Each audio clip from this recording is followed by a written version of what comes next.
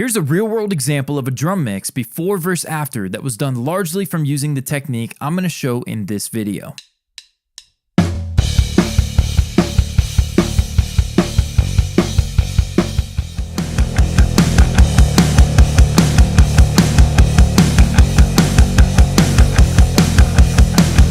Most amateur mixers know the power of referencing, but from what I've seen over the last 10 years of mentoring aspiring engineers is that most just don't do it.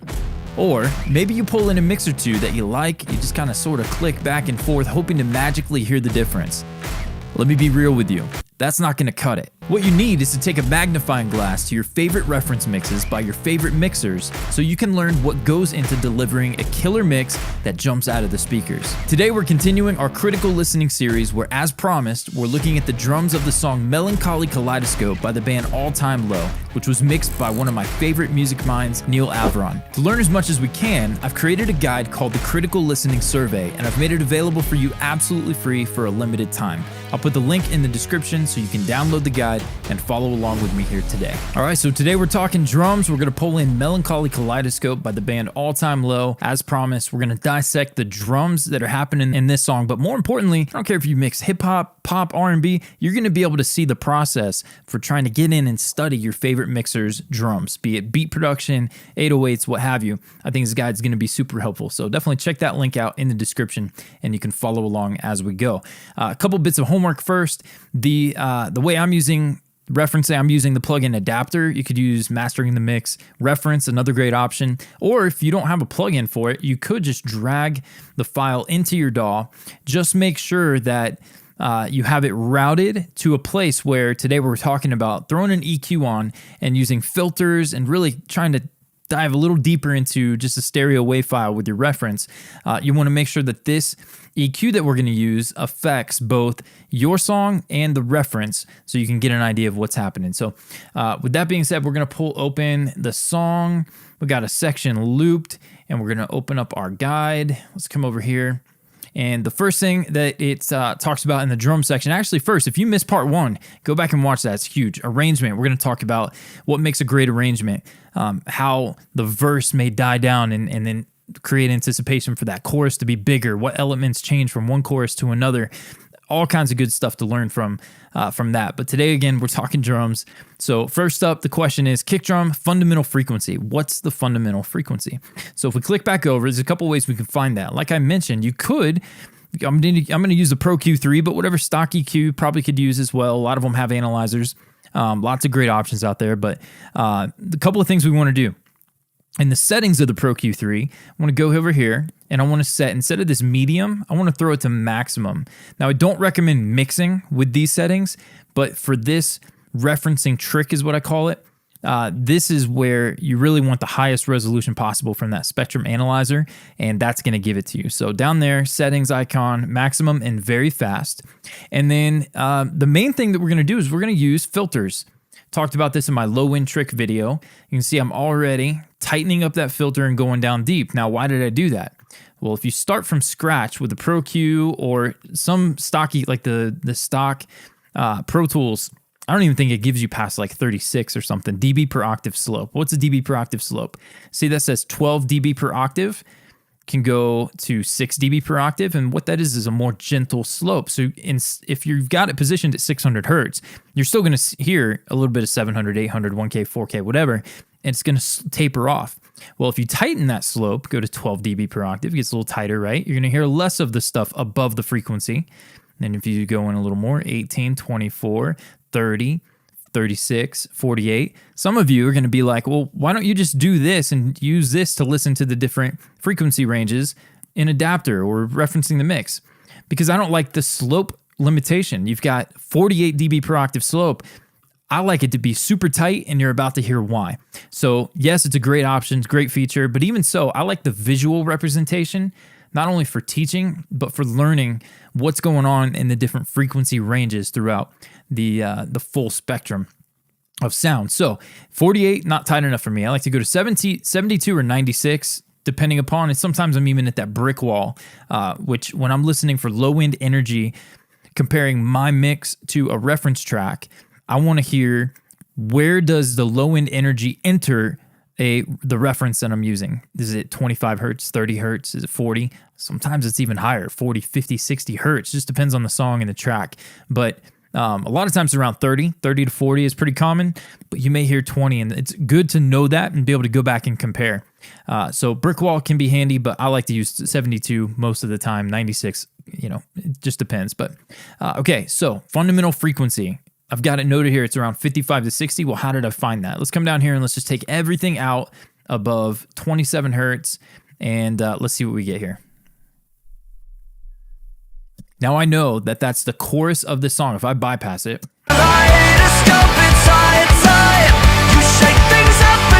we're rocking. So we got kick hitting, we've got bass pulsing, great energy from the track at this point. So I know that if I unbypass that and I'm listening 27 hertz or so, I've got a little bit of low end energy from the kick pulsing, but it's minuscule. So, and I've got a sub pack. It's not even registering that right now. So I'm going to open it up a little bit more. 30 hertz, we got a little bit more energy.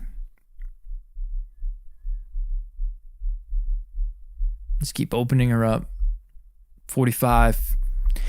We've got some good energy down there. It's nice and tight, but nothing's like really sticking out. It's not like punching us, right? So we're gonna just keep opening it up until we feel that.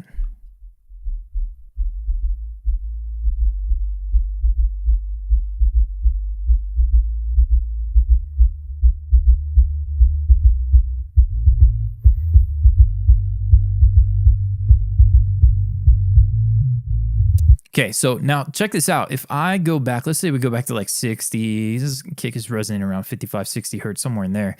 If we go here, clearly we can hear that. Let's take the slope down to 6. Now you hear all the low mids, the guitars, all this stuff. I don't even need to hear any of that. We're just focusing on the kick drum. I want to see what's that kick doing. There's a couple things that I'm feeling.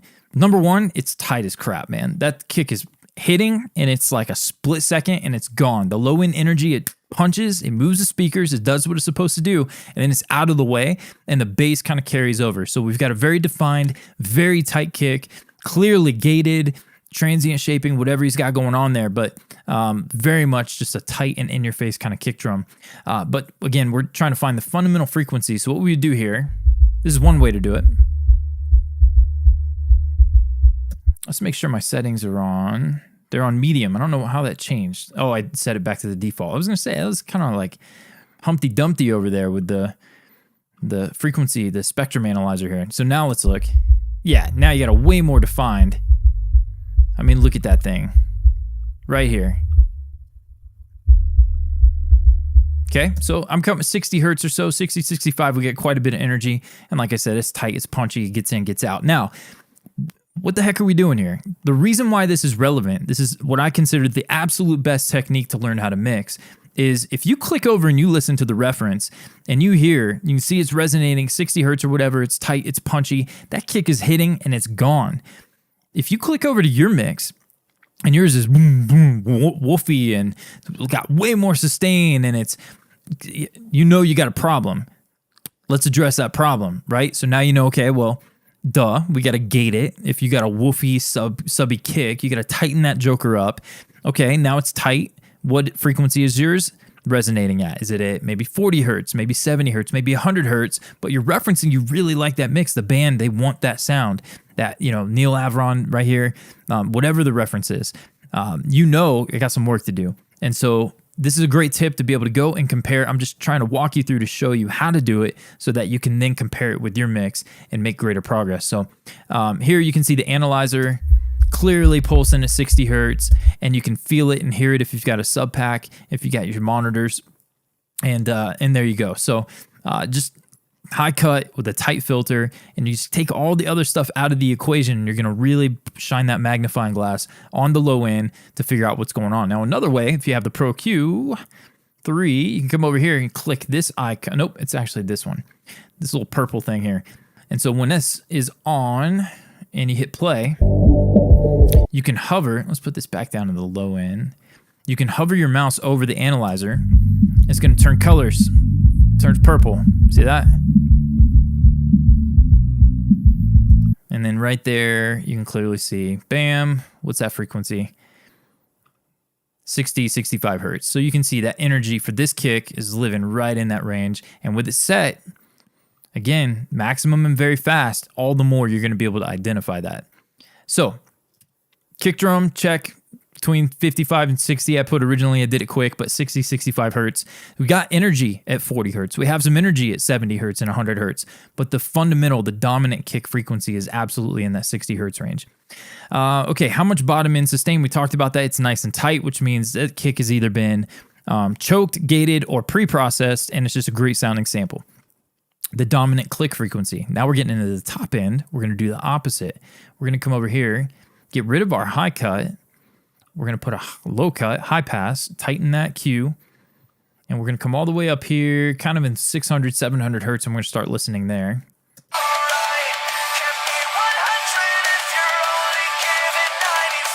And I tell you what, I'm going to put a high cut as well to find this. And the reason why this is important is you might notice that if you've got a kick sample in, maybe you're mixing a pop punk song, but your background is metal. It could be cool to have that top end 7K, 10K, really, really up in the mix and bright for a pop punk song. It can work for sure, but maybe that's not what the band wants, and maybe that's not what you particularly want, but that's what the sample you've been given has got. So what? Let's just shape that sample. So then you come in here and just pull back 7, 10K, whatever, once you identify what's going on in your kick. And then you can come over here and boost maybe a little lower. You want to put it as like a little bit of 1K, a little bit of 4K, a little bit of 7K, and just kind of reshape the click and the kick, depending upon what you're going for. So that's why this is relevant. I don't want to get rid of all of those. Let's get rid of just those 3 there.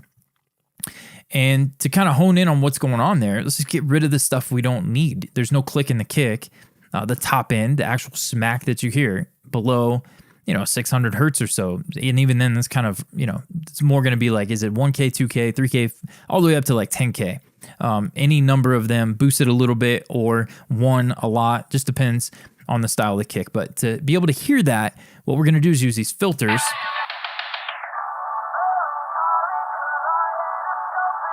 I don't hear any kick between 687 and 1452. So we know we can go all the way up here to 1452 and start opening up.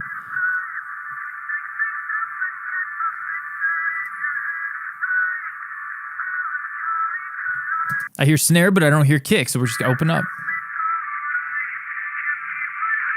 And it can be painful to listen to, but...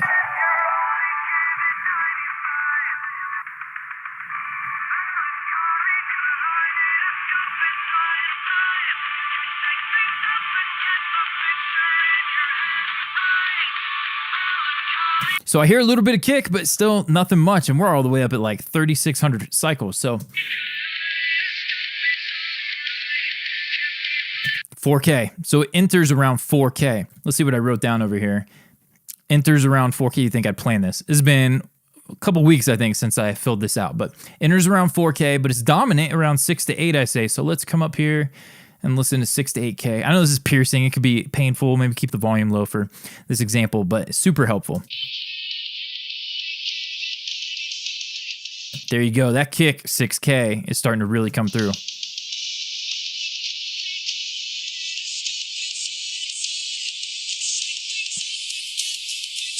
Even up to 10K. So you've got some entering around 4K, certainly there, but 6 to 10K is really where this kick is coming through. So there we go. Long-winded way of showing you how to figure that out. And for years, it drove me crazy. I hate 3 to 5K, that 4K thing. But the kick drum often need a little bit of that to help it cut through and sound modern. So moving on, number 4, any audible room sound to the kick, or is it dry and direct? Why is that important? Well, how many times have you gone and spent time trying to figure out different kick samples to blend in or kick tone, only to hear that the reference track has got none? It's just a dry, direct, in-your-face sample. In this case, this song, I think that's pretty much the case. Your head right, melancholy kaleidoscope, it's all right. And what you can do is, for some songs, you can go find like a more chill section. So I just grit my teeth and sing along. This choir, the coldest hearts, echo in the heart. That's dry as all get out. So there we go. What did I write? Not audible, dry, tight, and in your face. But that could be cool to know. You hear a little bit of room sound, let's find a little bit of room sound for a kick drum sample. All right, snare drum. Moving through this. Fundamental frequency for the snare. This is a good one. You may find that snare's got a little more chunk than yours. Well, where do you get it?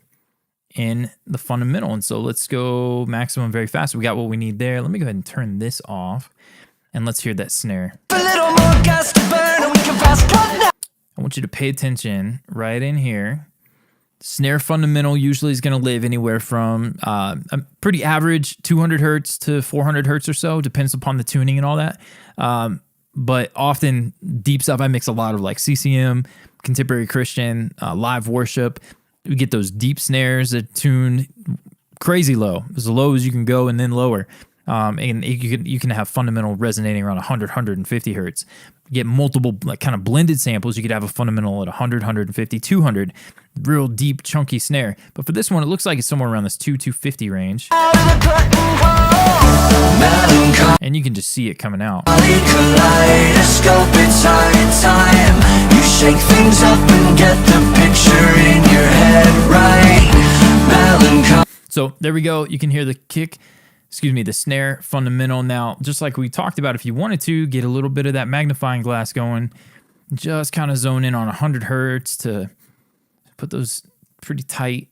Yeah, let's get them tighter. There we go. Let's go to a section with some snare.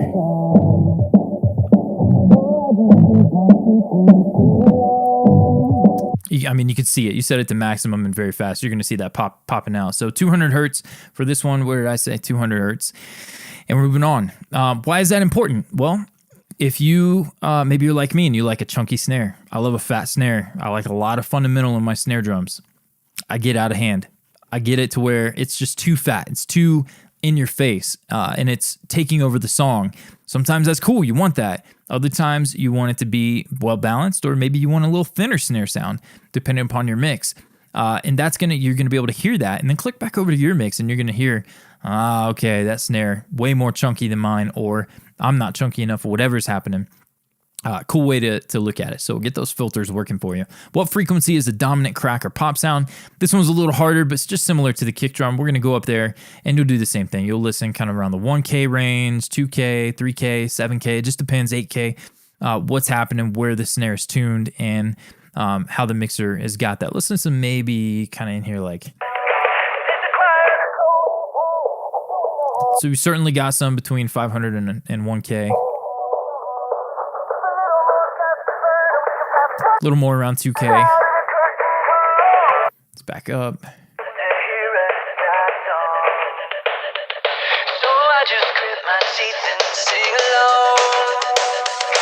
So we've got several frequency ranges. We have the fundamentals, pretty good. 1K has got some energy. 2K, 4K.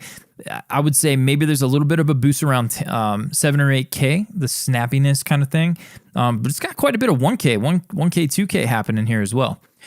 So anyways, just a cool way to kind of look at that. How much sustain does a snare top mic have? Just like the kick drum, what is it doing? Is there a big room decay happening? Let's put this up, put this out here. I don't need to hear the bottom end to hear the snare to see it. Just picturing that magnifying glass. Go in the house. So give a little more gas to burn and we can fast cut now to the curtain call. There's certainly a room tone to it, but it's faint. Mostly we've got that tight, punchy snare drum. It hits, it's pretty dry in your face, but it does have a little bit of decay, kind of that kind of 500 millisecond, maybe a 1 second room, just kind of resonating a little bit just so it's not bone dry, but pretty tight, pretty punchy. Hopefully this is helping you just kind of think about that. Any audible room sound, it's clean and dry, so that it sits on top with little to no audible room tone. How loud is the snare? How in your face is it sitting back in the mix? For this one, I said it's slightly louder than the vocal, maybe even just kind of right there with the vocal. I dig that. I love a loud kick, snare. Depends on the mix, the motion of the song, all that. But I love a tight, punchy drum kit that just smacks you in the face when it's appropriate. So let's listen to the level of the snare drum. Am I right? It's crazy loud. Here, let's pull in another song or two. What do we got as options here? Broken Things.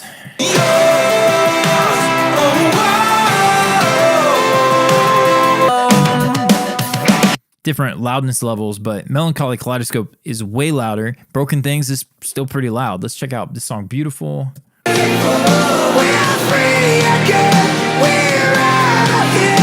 Another song where the snare is a pretty dominant sound of the song.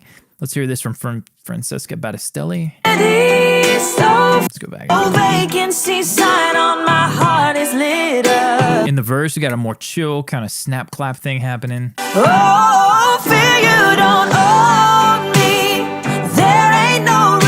Chorus comes in, you got that deep snare thing happening. Pretty cool tone, and it's fairly loud, so you can hear from section to section. So good thing to keep an eye on is how loud is the snare drum.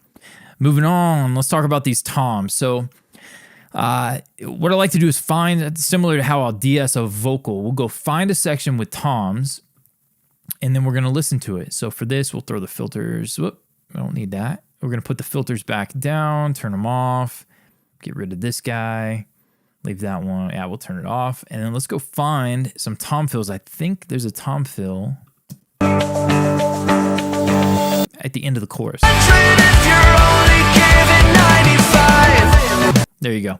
So we'll go loop that section, hit it.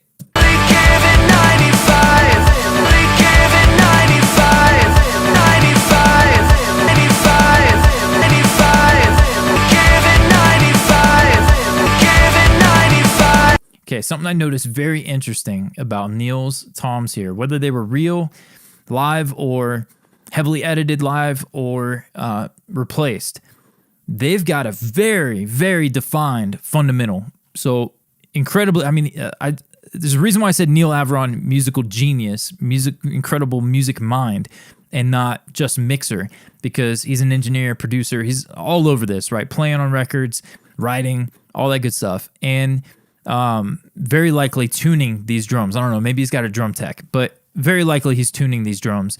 And the note that's resonating is so well defined, man. Like it hits, and it's just that note. What I mean by that, similar to what we talked about with the fundamental in the kick or the snare, fundamental in the toms. The rack toms all have their own note.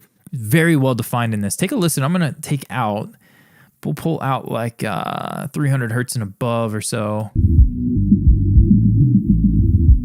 And we'll take out the bottom end, super bottom end. We don't need that. These toms are also not resonating super deep.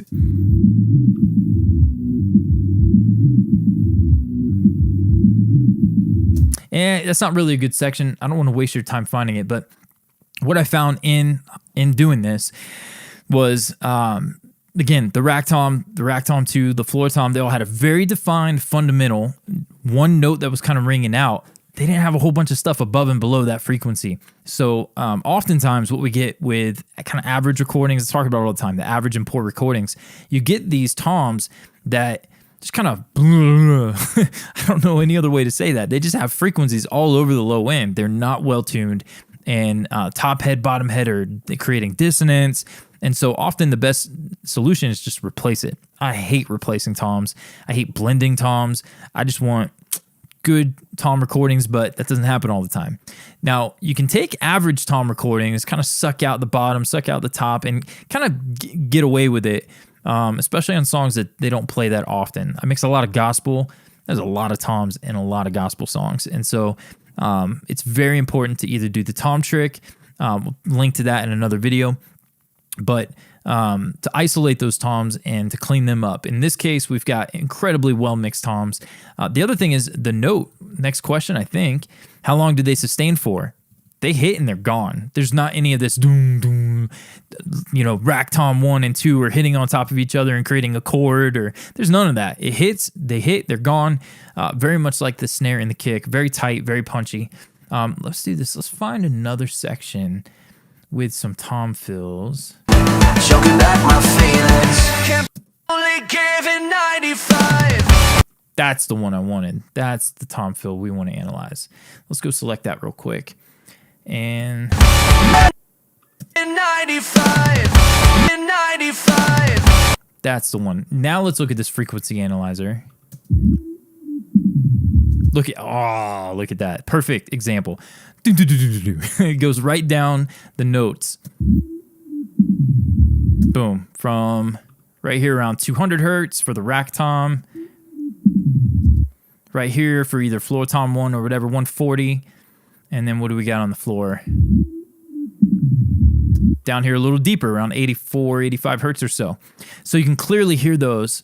Go find you the toms in your song, loop that section like that, and tell me what you hear. It's probably going to be a low-end mess. So we'll look at another video how to clean that up, but something to take note of. You maybe don't need 30, 40, 50, 60, 70 hertz in your toms. Maybe you can high pass them, maybe a little more gentle of a high pass, but maybe you can high pass them to clean them up just above where the kick fundamental is so that they don't resonate on top of your kick drum. A big problem, and something I get myself into trouble all the time with it, because I do like the end floor tom. I like that to have a little more of a decay. So I'll move a floor tom to another track. So I'll have two of the same floor tom, and any of the ones that I want to have more decay, I'll mix them differently. I'll either set the gate more open, or I'll have the sample to have a little more sustained and release for that particular hit, so it kind of carries on. Do that all the time. And so you could do that with your standard toms bus. Maybe you have them high past like 60 or 70 hertz just above the kick drum, but then maybe you have another set of tracks where when you want them to have that low end, but what I do is I often mix and allow that tom, that floor tom or whatever, to have that low end at the end of a fill, but then maybe there's a kick that comes in while that tom's resonating, and I end up having to sidechain, push the toms down with the kick, or vice versa if I want the toms to extend. Getting a little fancy on you, but at least you'll be able to hear it. So you click over, you listen to the reference, and you're going to hear that now. Take those filters, and you can get in there, get out. So stick hitting the head, what frequency? I had this around 1.4, 3.4, same exact process for the click and the kick, so we won't show that again. And then again, just to know, how much room sound do you hear? Do you hear that non-len 80s verb kind of thing? Do you hear room sound? Do you hear a hall? Is it drum room tone? I hate using verbs when I can get away with it. I like to use more like room tones. You got so many incredible samples out there. Often for snares, I'll only blend. I'll take the live snare that I'm mixing and use a sample, but only use room sound samples and blend that in to give it the feel it was recorded at Blackbird, the Slate Blackbird bundle and stuff like that. But okay, overhead mics. How bright? I said here, let's read this. So it can be hard to distinguish exactly what the overheads are giving us in a stereo mixer reference, but there are still a few things we can reverse engineer from them, which is what this is all about, is reverse engineering our favorite mixes. How bright are the cymbals? Is there lots of air up top, warmer, maybe not as top end heavy? For this particular track, I said that it sounds like one-shot samples. It sounds like cymbal samples have been blended in and placed left or right, or maybe they recorded the kit with the shells one take and then the cymbals on another, so they could do that. Super common, especially with the modern sound. You want a really clean recording. You don't want a bunch of cymbal bleed in your toms or your kick and snare mics. Totally possible. Sounds like one-shot samples, I said, and they're fairly bright, not warm, no lows or low mids. So if they use the overheads, they use them as cymbal mics, is what I'm hearing. And all the more when you're using kick and snare samples or even tom samples, if you want to use a lot of the overheads, often you kind of get this, it's a play back and forth. Like, what kind of sound do you want? Do you want the dry, direct sound? You're probably going to be better off just pulling in some left and right cymbal samples, using the overheads as cymbal mics. Otherwise, the low end, the mid-range, all of that is going to create, the louder you put that in the mix, the more it's going to overtake your samples or impact your samples. So if you do use the overheads as, and it depends, there's no right or wrong. If you want to use them as cymbal mics, you're going to high pass pretty aggressively, or you could do like a gentle high pass and then use bells to kind of shape it, get the mid-range out of there. It's all just trial and error, messing with it. But this one in particular certainly sounds like they've used samples and taken the overheads and made them cymbal mics. And that's at least what we're hearing from it now. So how wide are the cymbals panned? This is a good one. Look for a section where the left and then a right crash combo to get a feel for how wide the overheads have been panned. You'll find overheads panned anywhere from hard left and right, so all the way out, all the way into just a mono. So what's going on here? I said they're pretty wide. Some hits hard left and right, while others are just inside. So pretty good visual of the kit. Some cymbals, you know, are in a little bit more. But let's take a listen. Let's go out. Let's turn this off. In 95, in 95. And let's take our loop out of there.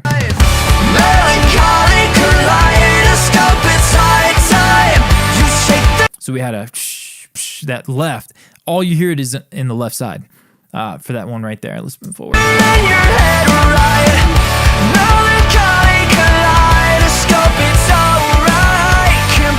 And the other reason why I feel like there's cymbal samples is because when the main groove is playing in the verse, you get the hi-hat. For here, you have the crash ride happening. Crash ride would be pretty loud in the overhead mics. For that cymbal to come in and be as loud as it is, that much louder than a crash ride, that drummer is either barely hitting that crash ride and then hitting the cymbal pretty good, like he's balancing the kit, or we got samples going on. It's just something to take note of, that maybe to listen out for. How's the balance between the ride, the open hat maybe, and those crash mics? So moving on from the overhead mics, bass and low end, that's for another video. So I hope you guys are digging this, man. Drop comments below. Let me know if you have any questions, anything you want to see. I do have a course taking this critical listening, these skills, and I've done multiple songs, R&B, hip hop, pop, you name it. Taking a look at some soundtrack stuff that some customers requested, and it's all in the critical listening workshop. I'll put that link in the description. But if you want to see another video where I'm going to break down, remember we talked about that arrangement, looking at what the best mixers are doing, how the producers are arranging the song, and then maybe even the mixers are affecting that arrangement, click over here and I'm going to show you exactly how to do just that. I'll see you over there. If you want to learn how to take raw multitracks from sounding like this, but no one seems to remember what my name is, to this,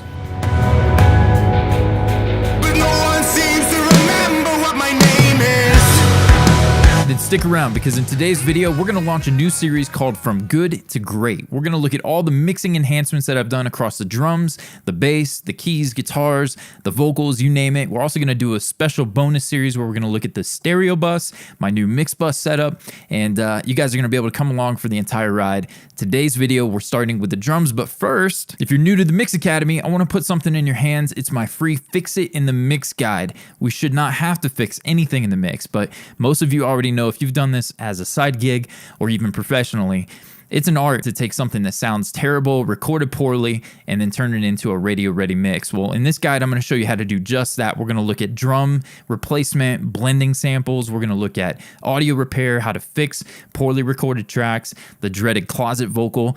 It's probably my biggest pet peeve in mixing is dealing with that roomy closet vocal.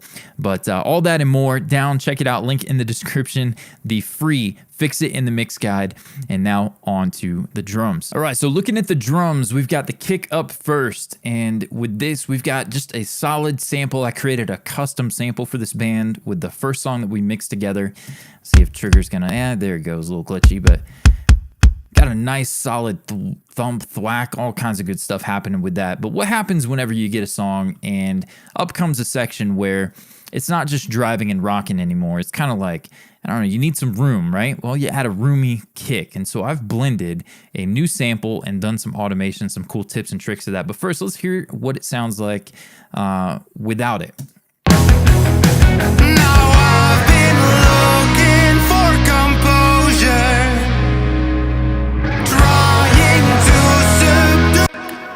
Sounds okay, right? It sounds fine. You got a clean, punchy kick drum. Nothing to hate on except for the fact that it kind of sucks in that section. So what I've done is I blended this roomy kick and go over what sample I chose is not necessarily important, but it's the That Sound Rock Room Kick Leady. And again, there's the sample, except we've done some extra stuff to it. Now, anytime you blend a kick, a snare, you got multiple hits happening, you always want to check for phase. So kind of a rule number one, you blend a new sample in, it may not work right away because the phase relationship may not be good. So come over here in the Pro Q, it's nice and easy. You get the invert polarity option. I did choose to invert it. It sounded better there. Very simply put, if you invert it and you gain low end, that's probably what you want to go with. Sometimes it'll be to where you invert it and it just kind of shifts the low end. You get a different low end sound from it. It could be deeper, it could be a little more in the 100 hertz range, but often it's just going to be a simple kind of, you think like a snare top and bottom. If they're out of phase, it sounds like garbage, sounds super thin and papery, but you invert the polarity and now all of a sudden, or flip the phase, right? You get that more thick bottom end happening. And so that was the case here where I needed to invert the polarity for this one to get these two to play well together. But here's the sample by itself. Here's without my reverbs or any processing. So already has a nice extension to it, very different from the dry, which is a nice tight punchy kick drum. So the two together sound like this. And then I added a subsplash. I'll show you those settings here in a second, which is going to extend the decay all the more and just kind of carry out for this particular song, this section. I just felt like it sounded good to have that elongated sound. Cool. So the subsplash, if we come down here to my effects, you're going to see the subsplasheroo, I call it. I've got an EQ that boosts bottom end into a reverb. And often what I'll actually do is this will be the standard subsplasheroo in my template is a high cut and only allows like 70 hertz and below. It's truly just a subsplash. But in this case for this song, I like the way that the mid range and the top end even sounded. It's a little bit of top end. So I kept it, but I EQ it either before or after the reverb. In this case, I did it before. And this is my Subsplash preset. It's from the Bricasti emulation inside of Verb Suite Classics, brought to you by Slate Digital and Liquid Sonics, and not sponsored.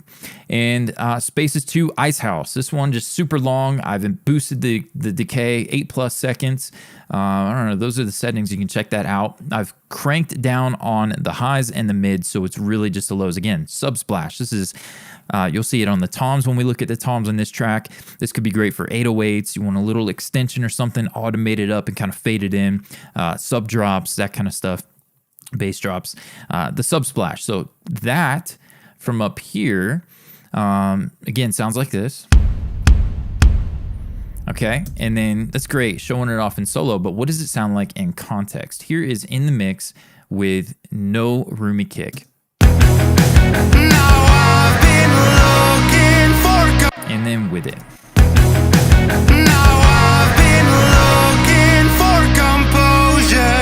Yeah, and so there's a section at the end of this where I've actually increased the subsplash so it really spills out into the room more. Check this part out.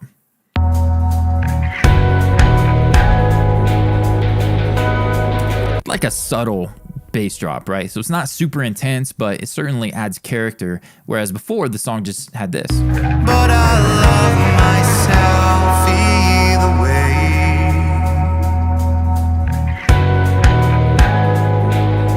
And that's fine, but again, from good to great, right?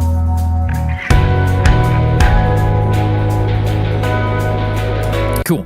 So there's the kick drum, a little bit of enhancement there. I'm sure I've got other automation and some stuff. You can see some levels. Maybe I pulled that back in here at the end of the song. But moving on, we're going to take a look at the snare. Now, again, I created custom samples for the band with the first song that we mixed. I pulled those in. I created a TCI file for them. And now the snare is a one-shot in Trigger. Gotta love the glitch with Trigger that prevents you. Gotta make it inactive, pull it back in, and then it'll work, and then we can actually click on it and get a sound. But there's the one shot from the band. Now I've blended that with a snare ambience track, and again, got to do the off and on. Cool. So those two samples, custom samples, I've created those from a blend of stuff I've recorded and some other stuff. Feel free to check out the link, the Mix Academy's VIP. I'm going to walk you through this month. We're featuring this song, all the custom samples that created that, and you'll get the samples along with your membership. But moving on, then we have a chamber. Okay, let's take a look at what that one was. The nav snare chamber, again, custom sample built for the band. And so the three of them together sound like this. Who cares about solo? Here's context. Remember what my name is. Nothing ever happens around here. So certainly getting the transient from the nav snare, and then we're getting kind of the ambience and top end from these other two. But the blend of those, let's come out here. There's a section I really wanted to show off for you guys. I think it's going to inspire you. Back when I did my Pro Tools expert certification, man, I forget, it was a Pro Tools 5. Was it 6? I think 5 was pre-OS 10. OS X drops, I think it was 6. I had an instructor, and they had their hands on Switchfoot's Meant to Live session. As a diehard Switchfoot fan, I was like, dang, man, I just paid $5,000 for this certification and I get Switchfoot's session. I didn't get the session, but I got to play with it in the class. And one of the things that stood out to me was not only were they using the pod, remember the old pod, little red guitar amp sim, as a blend to real amps to enhance the real amp tone. They also had this really cool snare sound that for the fill, you remember that kind of thing happening. It gets louder, wider, and just the automation on it was incredible. I don't remember what the automation was. That was a long time ago, man. I was like, I think it was 17 or 18. I'm almost 40 now. But the sound has stayed with me, right? And so that automation, I'm always on the journey, the chase to get that snare fill thing happening. And in this song, I kind of got close. Let me see, where's that, the snare fill that I want to show off? Oh, here it is at the end, right before the big section. Okay, so we have this. This is not like that exact example, but it's something. So here, let's take a listen to the dry, no effects. Okay, so sounds good. We have a good series of snare samples. I think it sounds great. Check this out.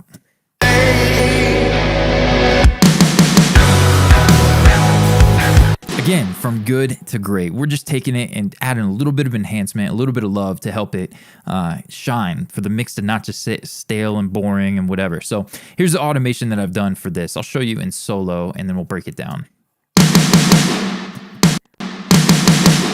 And then without the automation,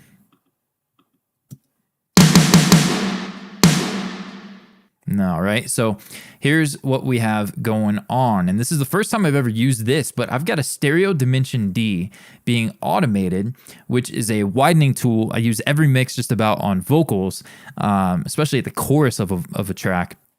Give the vocals that extra wide, strong presence, sit on top of the track. But that down here, the UAD, I don't know if I'm using the UA in this particular mix, but the stereo dimension D, yep, so I have the Studio D, UA added to their Spark lineup, so I was able to get that back. But modulation mode 2, and it's in stereo. And then I followed that with a little bit of a widening tool. You get the Slate Digital bundle is going to give you the kilohertz bundle as well. And so I've got, 200% on the width. And that's just going to add even more width to this effect. And so if we come up here and we look at it, I'm not just turning it on and turning it off, right? I'm unmuting it. So you can see I've got the mute automation. Let's see. And then we've got the line here where I've drawn in. You could ride the fader, you could draw it in, pick your poison, but it starts out low, and then that last hit should be wider than the rest. So let's check just that effect out. Here's without it. Cool sound, but not enough. You can hear just that alone is taking that snare sample, enhancing it, and giving you that similar Meant to Live Switchfoot stereo enhanced snare for the fill.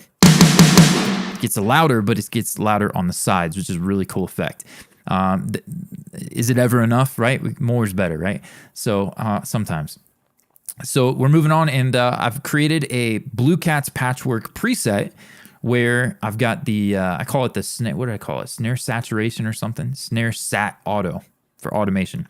And I'm driving saturation with the London. This thing, I use this on every mix all the time. one of my favorite saturation tools. It's quick, it's easy, it's got a mix knob, it has everything you need. And then for this one, I wanted to get a little bit brighter, a little bit more hairy on the top end. And so I pulled open the lift and dialed in a sound that I thought sounded good.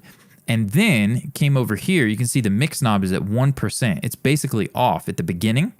And then we got to come over here, Blue Cat, we got to step it up, man, and get the control so we can command control click and pull up in our automation lanes. But you can see here, it's not that much of it, but you're going to hear it. We go from a little bit and then we crescendo this effect up. We raise it up, automate it up, and we're going to get this cool thing happen. And here's without the stereo dimension D. So just the new saturation with top end.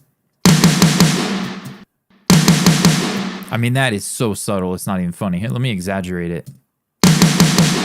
Now you can hear that last hit is saturated, right?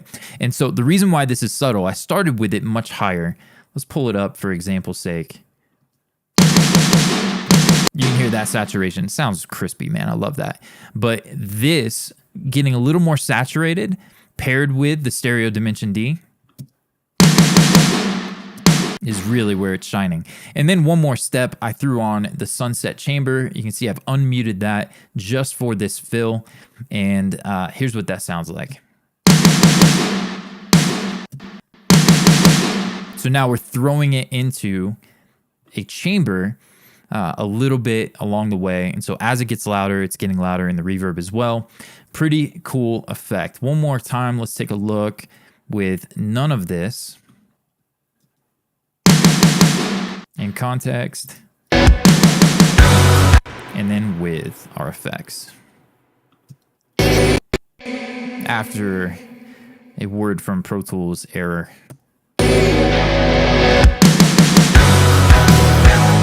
Gotta love that, man. Moving on, we beat the snare to death. Let's move on and talk about the toms. Now, there's not a lot of tom hits in this song. Kind of rare. We got just this one fill and then one tom hit there. I mean, it's grooving, didn't need it apparently. So we've got the rack, we've got a rack 2, and then we have 2 floor toms. So take a listen.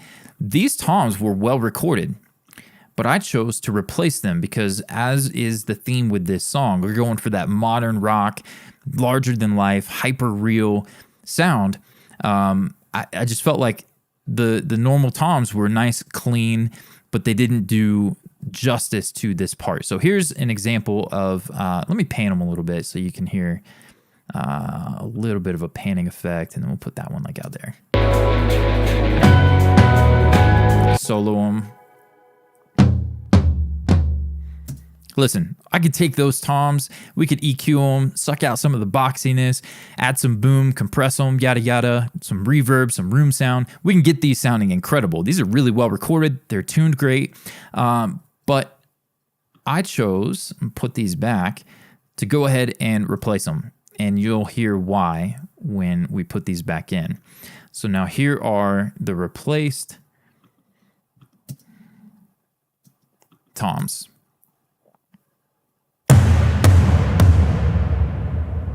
Yeah.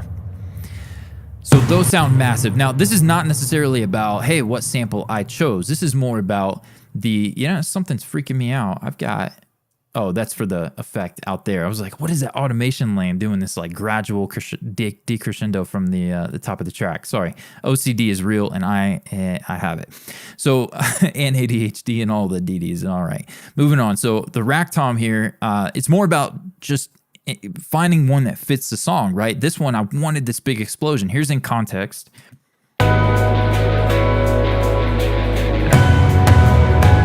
Yeah. But no one seems to remember what my name is. So that big part, I just felt like it needed this massive hit, and I'll show you the samples. This is the That Sound Afterburn Rack Tom. These guys, they went to, I think it's called Hangar. They went to an airport hangar and recorded these incredible sounding drums. And then, of course, I've got my processing that will take them from sounding like this. It's going to get louder but brighter and more impactful, tape saturation, all kinds of good stuff happening there. But that's automated. And then, of course, we have a subsplash. So let's take a look at that. The subsplash for this one... Did I automate? Oh, you know what? I did. on a different track I automated. So we'll just show you what that sounds like with and without the subsplash.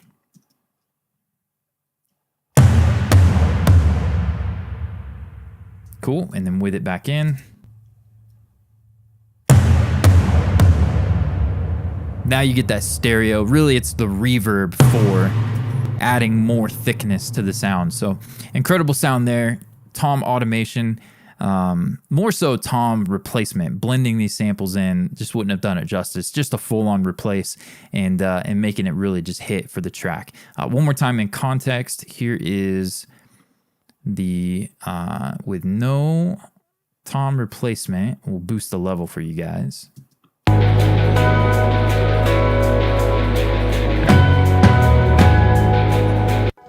Again, great sounding toms. And when we put it back with the processing and the subsplash.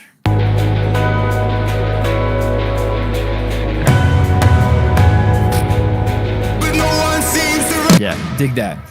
All right, so we looked at the kick, we looked at the snare. What's next on my list? We looked at the toms. Now the overheads and the cymbals. Now here's the deal. This is kind of a rare occurrence for me. I got really well recorded drums on this song. Shout out to Justin Nice, my good friend, his son's band, Navigate. Again, check their links out in the description. The overheads are no exception. We have an incredible sound. Let's take a listen to the dry overhead sound.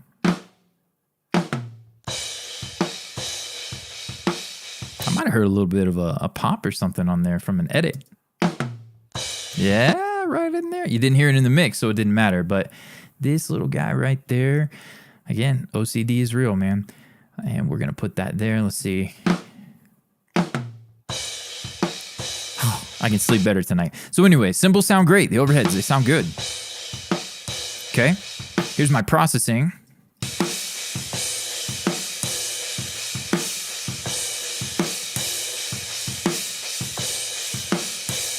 We got that little click happening throughout. I didn't catch that whenever I first mixed this, but here, let's switch sections. Yeah, let's listen to this. So they sound good. They're compressed, sound modern, awesome. Now we get some room sounds.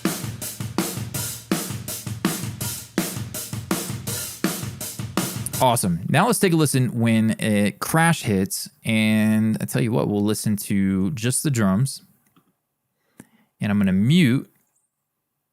Spoiler alert, I added cymbal samples for certain crash hits.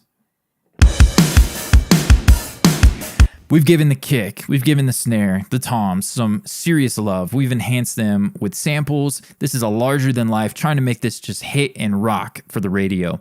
Why would we not enhance the cymbals as well? Especially just to add a little thickness and bring them out. So we did. So I went and picked, I got an 18-inch and a 20-inch crash ride. This particular song, I just put them together. Sometimes I'll solo the overheads, and when the drummer hit a left crash, I'll paste a left crash sample. They hit a right, I'll hit a right one. If they have like a thinner one, I'll go find a thinner sample and do just like I would to respect the drummer's choices. I'll enhance the drums, right? But in this case, I just have these stereo, big crash, thicken the sound, and it sounds great. Sometimes you get a drum set that's not recorded well, and you gotta go reprogram a hi-hat sample with a superior drummer or something like that. You gotta go find you a crash ride, and you're enhancing the crash ride. We didn't need any of that with this. We not only had really well recorded overheads, they also provided a left crash and a right crash mic, and could blend that in and fade that in. But anyways, I chose to use crash samples. Here are the samples by themselves. Guess what? They were from that sound. Check them out. I think they're on Splice now. I know they're on Splice now. I don't think they even sell their stuff individually anymore, packs and whatnot. It's all on Splice.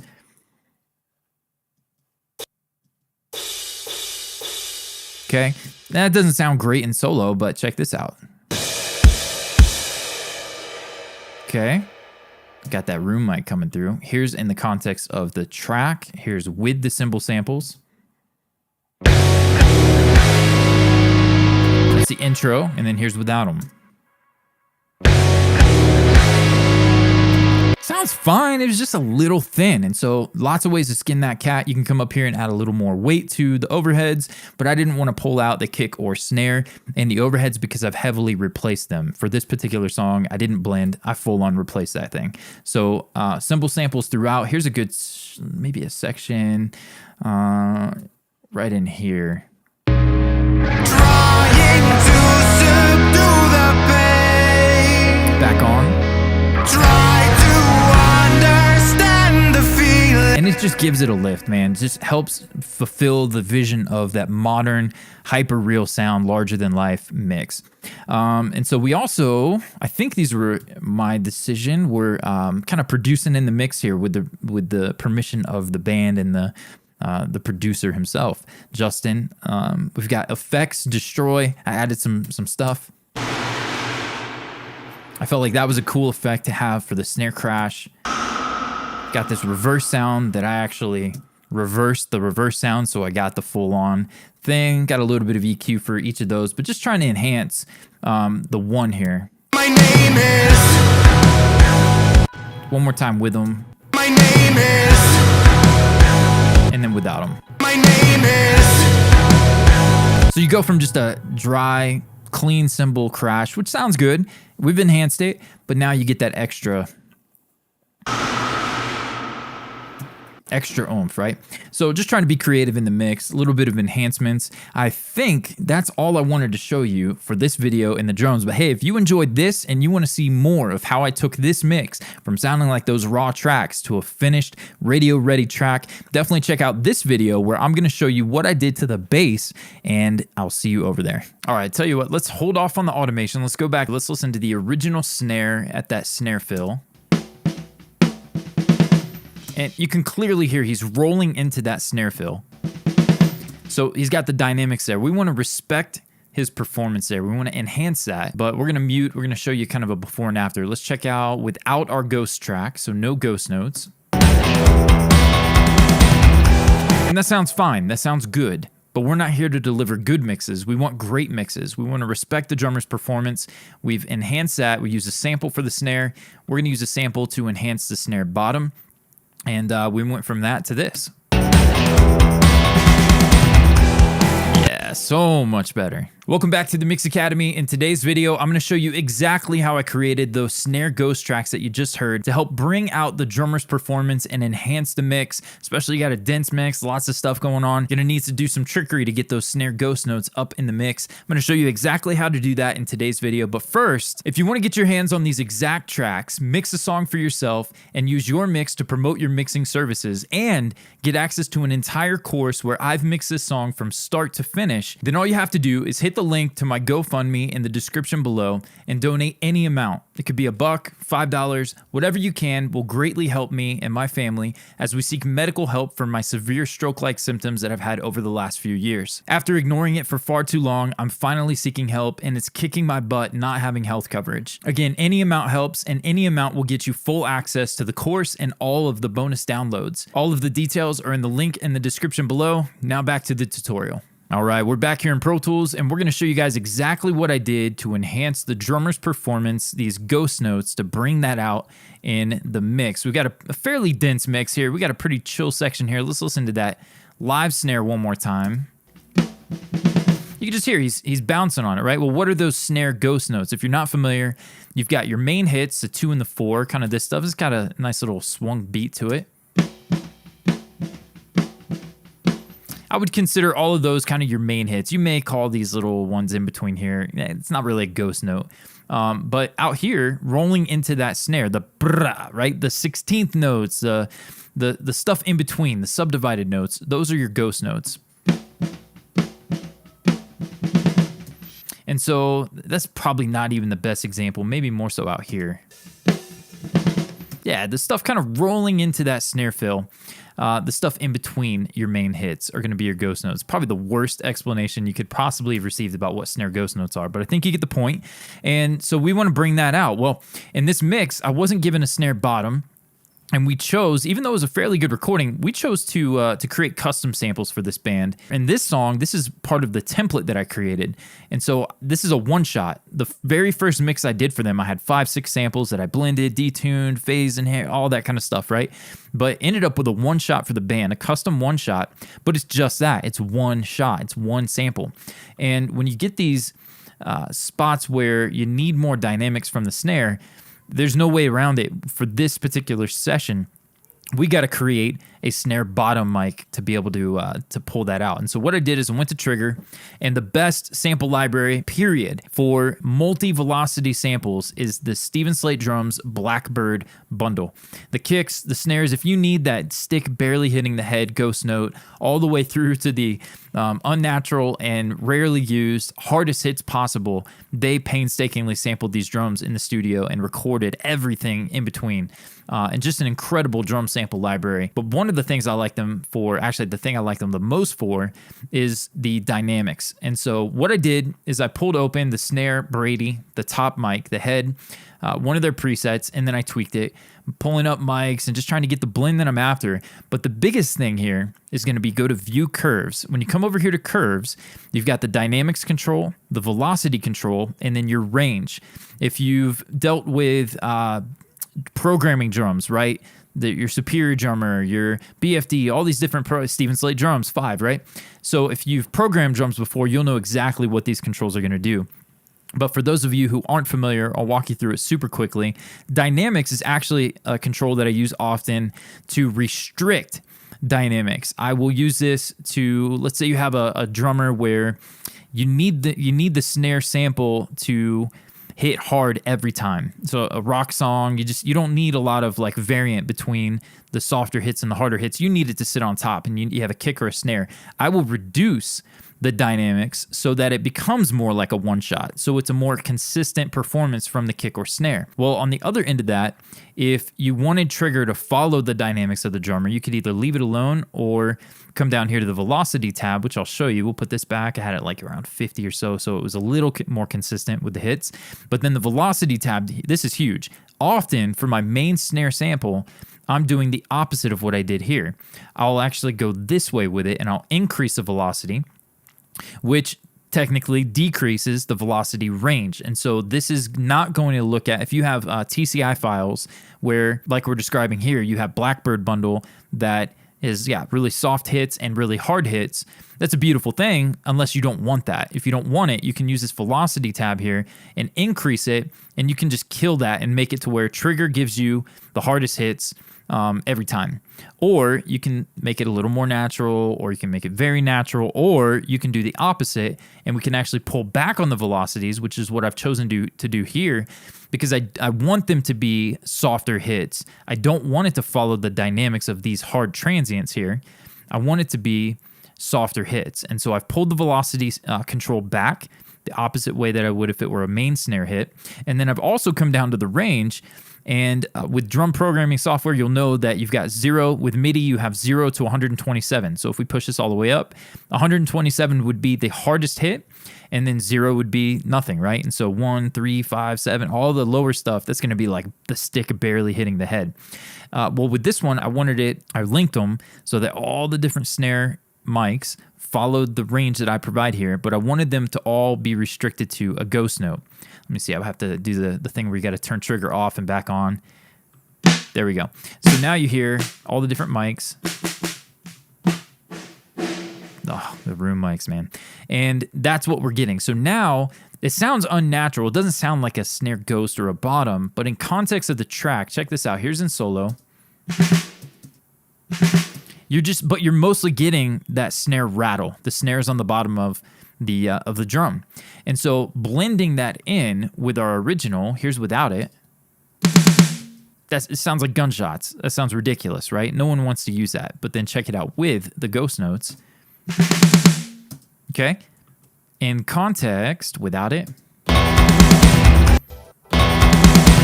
And then with it, it's rattling. It's rolling into this next snare fill. And when I get the guitars aren't even mixed in this particular session and the vocal's not in. So you get that stuff, it's going to sound a lot less natural and it's going to be sitting on top of the mix.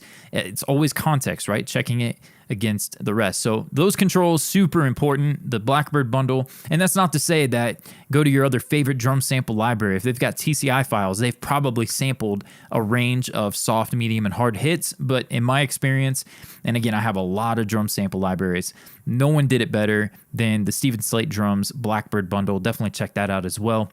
Not sponsored. So after choosing the sample, we got a little bit of compression. I think what happened here was I intended to smash it, boost it, try to bring out the rattle of the snare bottom sound, but it didn't sound good, so I left it. There might be a couple dB of reduction here. Let's see. I mean, 2 or 3 dBs of reduction, no big deal. A little trimmer tool to get it up in the mix. And then this guy here is, this makes a pretty big impact. If we look, without this on, you can see I'm pulling out the fundamental, the low end in the snare. Without this on, the snare is beefy, and I like that, but that's not what we're going for here. We wanted more of that, the rattle, the snares on the bottom to come through in the mix, and so I pulled out the chunk, the beef.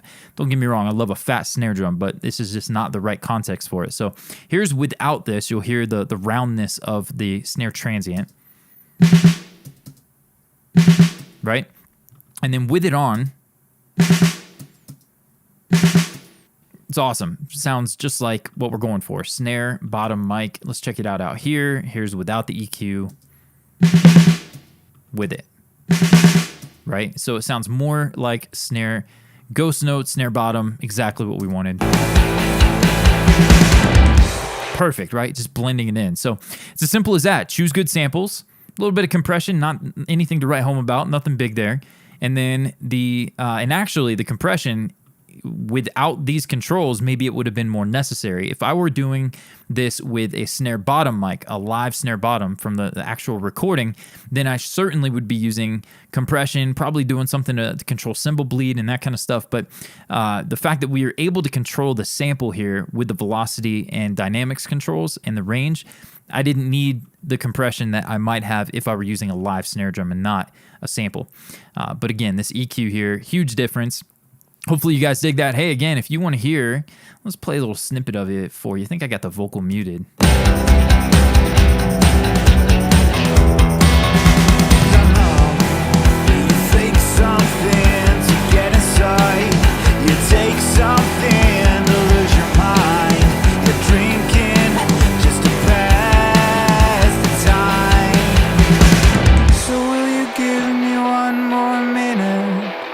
I get scared when I wake up, 'cause these dreams are way more beautiful than real life ever was.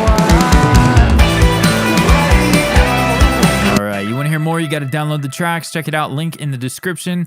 Vocals not mixed. I just threw some compression on, so we had it in during the rough mix stage. Drums, I think, and bass are all that I've touched up to the point in these videos. But hey, you want to get your hands on the full course, again, link in the description. And I will see you guys on the next one. Don't forget to like, subscribe, drop any comments that you have about any of the processing, and I'll be sure to do another video on it. And we'll see you in the next one.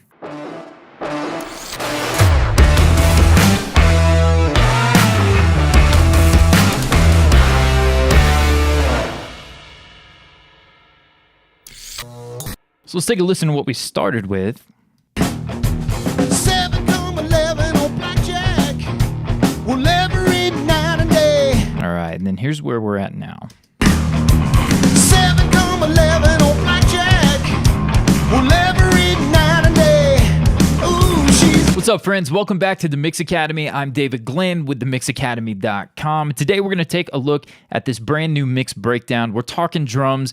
Before you go reach for an EQ, compressor, saturation, samples, today we're looking at the first step that comes before any of that, which is going to improve the quality of your use of any mixing tool. It's the phase coherency or phase relationship between all the drum mics. And that tool that we're going to use is Sound Radix's Auto Align. Incredible tool. I'm going to show you my exact process, and without any more blabbing, let's dive straight in. So here we have the raw drums, the files as they were sent to me. We've got a snare top. We don't have a snare bottom for this particular setup, but I'm going to go ahead and explain what I would do if I did have a snare bottom. For now, we're just going to the snare top. We're going to instantiate Sound Radix's Auto Align, and I'm going to send channel 1.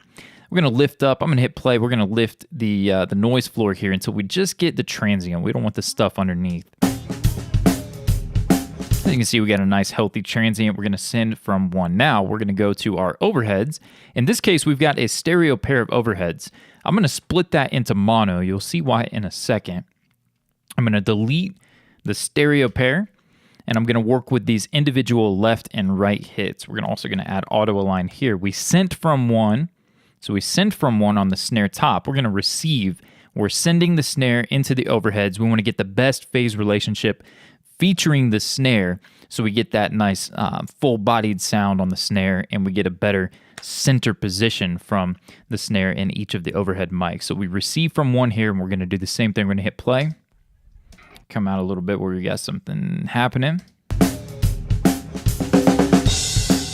And I'm just going to lift up above the noise floor there, and then we've got the snare, nice healthy transient. Now that I've set my noise floor and I've received from 1 snare top into the overhead left, I'm just going to copy that down to overhead right. And then it's as simple as this. On the overhead left, it's going to receive that signal from the snare top, and I'm going to have it detect for the sample amount that it's going to delay for the best phase coherency. It's also going to look at polarity, and if it needs to, it'll reverse the polarity on the overhead mic. So we're going to hit detect and hit play.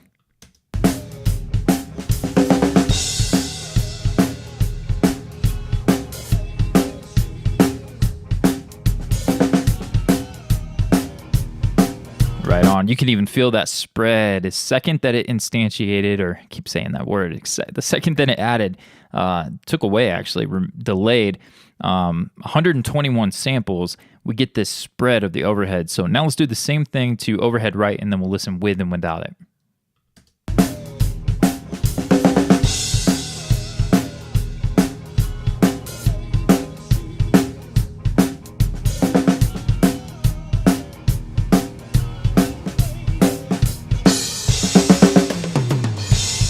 Right on. So it delayed that overhead right mic 147 samples. It looks like it retained the polarity. We didn't do any no phase flip, you probably heard. So we're good on the overheads. I'm going to move pretty quick because we got a lot to cover in this course. But overhead left, overhead right, the phase relationship there. Now what I'm going to do, I'm going to take and I'm going to commit in Pro Tools, and just right click and we can commit that processing. Before we do, I want to show you what it sounds like before and after the processing. So here is just the overheads and the snare before auto align. Actually, I'll have it on first and then I'll bypass it so you can hear the difference.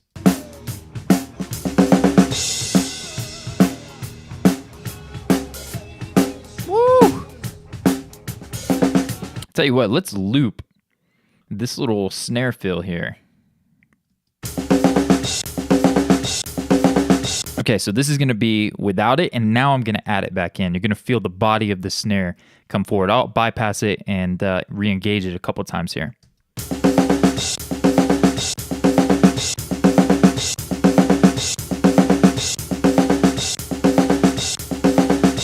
One more time, because that's a pretty significant difference. Let's go ahead and hit play without it, and then I'll put it back. Actually, let's put it in, and then we'll take it out.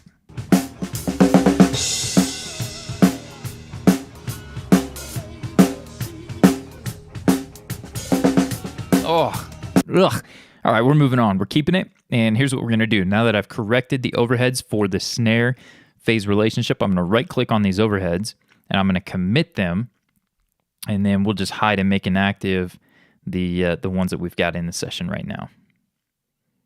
So once that's complete, we're going to move on, and we're going to do a similar process, except now we're going to take these overheads that have been improved upon. Forgive the Pro Tools beach ball there from upgrading. I got an M1 Mac, and it's been solid except for these annoying beach balls every 30 to 60 seconds. But all right, overheads. Now we're going to add auto align, except instead of this time receiving from 1, we're actually going to send from 1. We're done with the snare. Now I did say I would tell you what I would do if I had a snare bottom mic. If I had a snare bottom mic, I would do the exact same process that I did to the overheads to the snare bottom mic. So I'm going to send the snare channel 1 into receive channel 1 into a snare bottom mic and detect for whatever to give us the best phase relationship, and it's a lot of times going to reverse a polarity, which you may have just simply been told, hey, reverse the polarity on that snare bottom mic, check it against the snare top, it's good to go. But auto align is going to take it a step further, and it's going to work with the delayed samples and whether or not it needs to reverse the polarity to give you an even better phase relationship. So moving on from that, let's take a look at the overheads. Now that we have these corrected overheads, we're going to send from one on overhead left, lift up for the noise floor a little bit. We don't need to go quite as much for this one. Then we're going to go and copy that down to overhead right, but I'm going to send from 2. So overhead left and overhead right are now going to be sending independently. Well, how do we know what to send it to? Well, it's a great question. If you're like me, you mix drummer's perspective. I don't like to be doing the air drums and be feeling like the hi-hat's on the right side. I'm a right-handed drummer, and so I like to feel that hat when I'm mixing on the left side. If you're doing an audience perspective, you would do the opposite of what I'm going to show you here in this video. But we're going to go to tom 1. If you had a hi-hat mic, a ride mic, you would do the same thing for them. In this case, we have 5 toms, a lot of toms. Usually only see 5 toms when I'm mixing gospel, but we've got some classic rock, some southern rock going on here, and we've got 5 toms. So we're going to throw auto align on here. And because drummer's perspective, tom 1, whoop, you can see is pan to the left, I'm going to receive from the left overhead, which I sent from channel 1. Now I'm going to do that same thing for tom 2.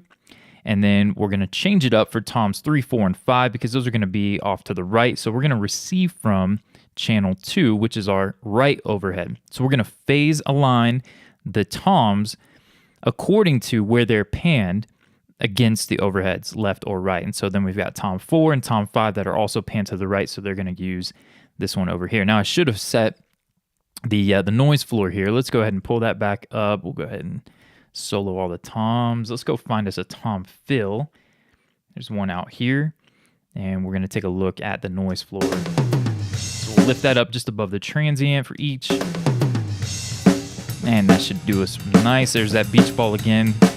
Say hello to my friends at the Avid support. Got to get that new update coming to us. So here's tom 2. We're going to do the same thing. So yep, we're going to just copy that down. We'll do what we already did again, except this time we're receiving from channel 2. Now we can copy that one and double check. We're good. Now we're going to hit detect. We're going to find a fill where there's actually something happening. And so tom 1, you can see we got a fill right there. We can hit detect and play.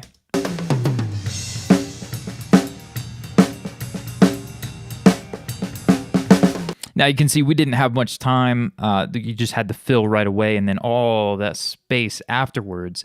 If you have a section in the song with some toms where there's a full-on tom arrangement happening, where there's a lot of tom action going on, you want to go there when you're setting this auto align. But I typically just find a spot where there's a tom hit and it's going to do the best that it can. It does a great job. So now moving on from tom 1, we're going to tom 2. Same thing, we got a fill right there, so we're good to hit detect.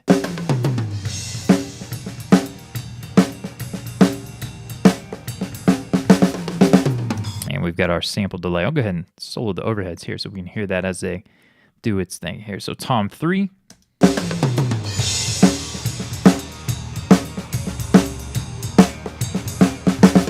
Okay, and then now you'll notice there's not a tom 4 hit right there. I got to scroll out a little further for this one, but let's pull that tom 4 up and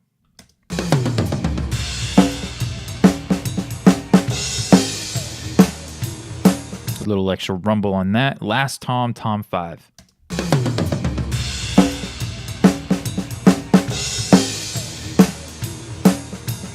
It sounds like a dual floor tom setup there, floor tom 1 and 2. I love it. And now we've got that all done. Again, if I had a hi-hat and a ride mic, I would do the exact same thing. Drummer's perspective, my hi-hat goes to the left, so I would use overhead left to send into the hi-hat, and then my ride cymbal would be on the right, and I would send overhead right into the ride cymbal. Other way around, actually. I'd send the ride cymbal into overhead right, and it's going to detect the best phase relationship. So now that we've done all of this work, what can we do to, let's do a little example. So now that I've got the overheads taken care of, hat ride, if we had it, would be taken care of at this point. I'm going to take, because we're sending from the overheads, there's nothing that auto align is doing on overhead left or right to impact these. I'm going to go ahead and take these off.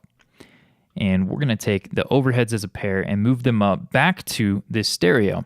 I like to, for my kick, you guys are probably thinking, what about the kick? Yeah, we're not going to forget the kick, trust me. Let's go here. We got auto align. We're going to send 1. We're going to set our noise floor. Make sure we get the kick hits in there, okay? And then now sending from there, we're going up to our kick track. We're going to do auto align, same process. We're going to receive from 1. And woo, there we go. And now we have it. So let's hit detect and figure out what the best phase relationship is between the kick and the overheads.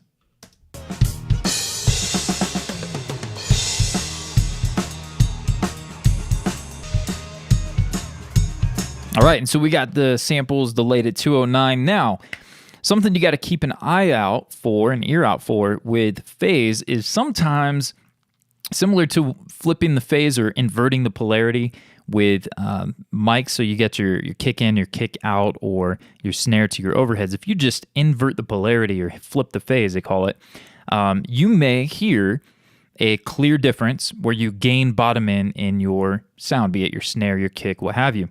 Or you may hear it get worse. So you may hear it get thinner. Then you know it's not in good phase. It's out of phase. And so you want the most bottom in possible. Now, sometimes it's not that simple. Sometimes you're going to get it to where you invert the polarity or you use auto align, and it doesn't necessarily give you more bottom in. It just shifts the bottom in response. And so that's what I feel like we have here with the kick. We went from some deep subs to a little bit more of a punchy sub kind of vibe. So instead of that 30 to 50, 60 hertz thing rumbling down deep, it's giving us a little more of that kind of 70 to 100 hertz vibe.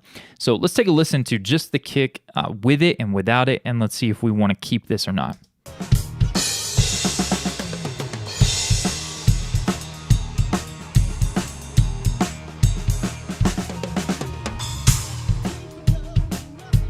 I can clearly hear that we have a tighter, punchier kick when we stick with what auto align did here by the 209 samples, and looks like we even reverse the polarity on it. So I prefer that. You may prefer that deeper, subbier kick, but I'm thinking this punchy kick is going to work out better for this song, so we're going to keep it. But something to keep in mind that it's not always just black and white. There's going to be some gray area, and you're going to have to use your creative judgment to decide what's best for the song. So there we go. Moving on from that, let's take a listen to, tell you what, I'm going to import the original sounds, and we're going to listen to what they were before and after. I would, however, go ahead and my assistant would go ahead and commit this. So you would commit the kick as it was. I'll do that for the toms. We'll come back and we'll take a look at what they all sound like before and after auto align. All right, so here's what I've done. I've imported the original kick, snare, all the toms, and the overheads here that we were sent from the client. And then we've also got our committed tracks that we used auto align to correct the phase coherency between each individual set of tracks. So now let's take a listen. I'm first going to play the corrected sound. Listen particularly for the kick and the snare and the warmth, the meat down the middle. You're going to really feel that. And then, of course, the stereo spread has improved drastically, but I'm going to hit play. You be the judge and tell me what you think in the comments down below. Here are the corrected phase coherence drums.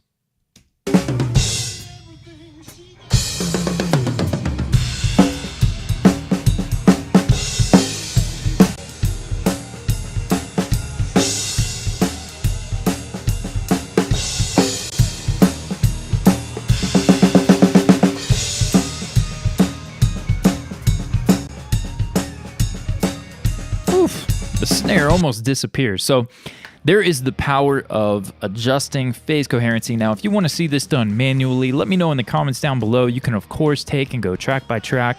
We can show that off, but for the sake of moving forward with this mix breakdown, we're going to talk about why I chose to blend a kick. We're going to talk about why I chose to blend a handful of snares very gently, nothing too overpowering, and a couple of tricks that I use to make sure that when you use multiple snare samples, you don't get too much transient. So we'll take a look at that in a future video. And then, of course, We're going to take a look at why I chose not to replace the toms and to go with the originals. All kinds of stuff to come in this mix breakdown. I want to give a shout out to Vital Sign, my man Steve Azevedo, for sharing the tracks with me. This is part of a service that he hired me to create a mix for this and then provide him a mix template. If you want to learn more about any of my courses, any of my services, my mixing services, anything at all, check it out. Link in the description. This week we're running 20% off Path to Pro for those of you who want to get in and learn the steps to developing a professional mix. We're turning average or even poor recordings into hit records in the Mix Academy's Path to Pro. Check it out. Link in the description below, and we'll see you in the next one.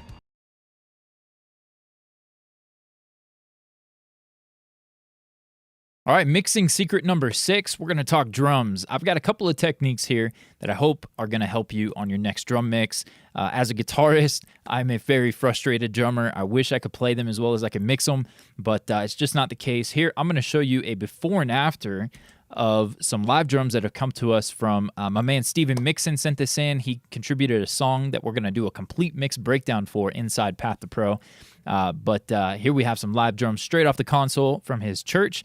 We got a basic kick, snare, rack tom, 1, 2. We have a floor tom and a pair of overheads, and that's it. So I took that. I figured it'd be a good one to showcase a couple of key techniques when mixing drums. And so let's listen to the before and after, and then we'll talk about what we got going on.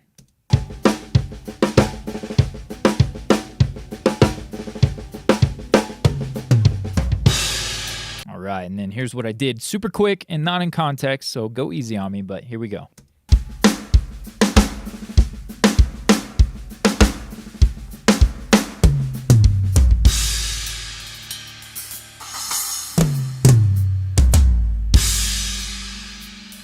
All right, so again, not in context, and I would definitely get those ghosts broken out and pull the ghost notes up and some different things, a disclaimer, right?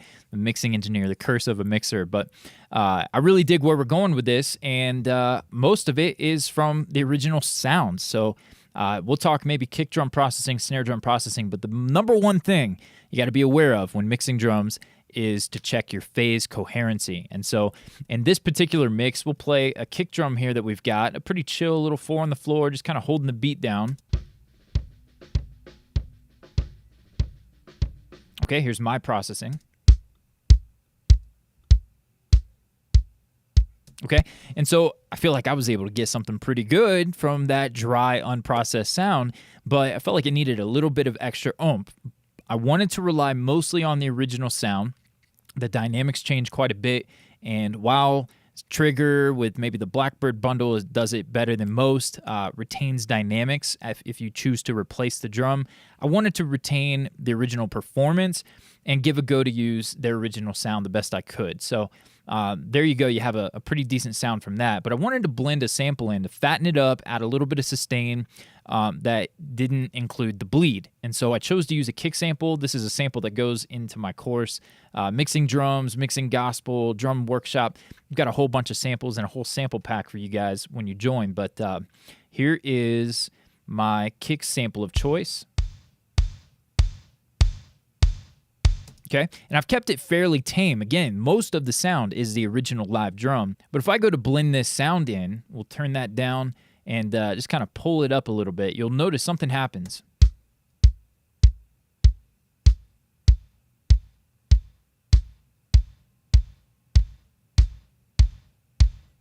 The low end shifts. We get some phase weirdness going on, and that's where you may have heard the phrase flip the phase. That's going to come in here. The technical term would be to invert or reverse a polarity. So I'm going to add a Pro Cue. This could be your Waves SSL, just about any plugin. Most plugins are going to have an invert polarity button. Down here on the Pro Q3, it's this little O with a line going through it. That's the universal symbol for flipping the phase, right? So by doing that, now I blend that in and you're going to feel a much fatter bottom end.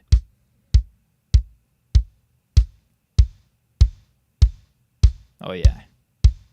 And then let me turn it off.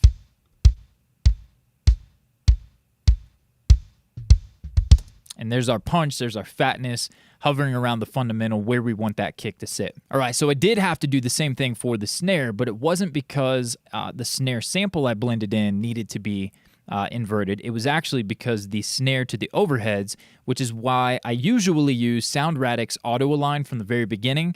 That way, any sample replacement that I do, it will be phase coherency will be preserved. If you haven't heard of that, there's also Melda Productions has got M Auto Align, I think is what they call theirs, a little bit cheaper. So definitely check those out. If you're hip hop, pop, R&B, dance, you could go manual and get by. There's also Waves in phase. It gives you some extra bells and whistles to be able to check for phase coherency. So I could talk for days about phase and getting all that right, but hopefully that little bit of a tip, inverting the polarity, checking that against multiple samples is going to help you. Another thing that I like to do with drums, you can see my kick drum. I've got some pretty heavy processing here. I'm looking for the fundamental in the kick. I may boost or cut in the mids, depends on the genre. We're looking for a couple of frequencies up top to sound good for the click, to help it smack and sit on top of the mix. But one of my favorite things to do outside of EQ and compression is transient shaping. And I'm still on an older version, but I've got Isotope's Transient Shaper 2. This could be Joey Sturge's, the transient designer he's got.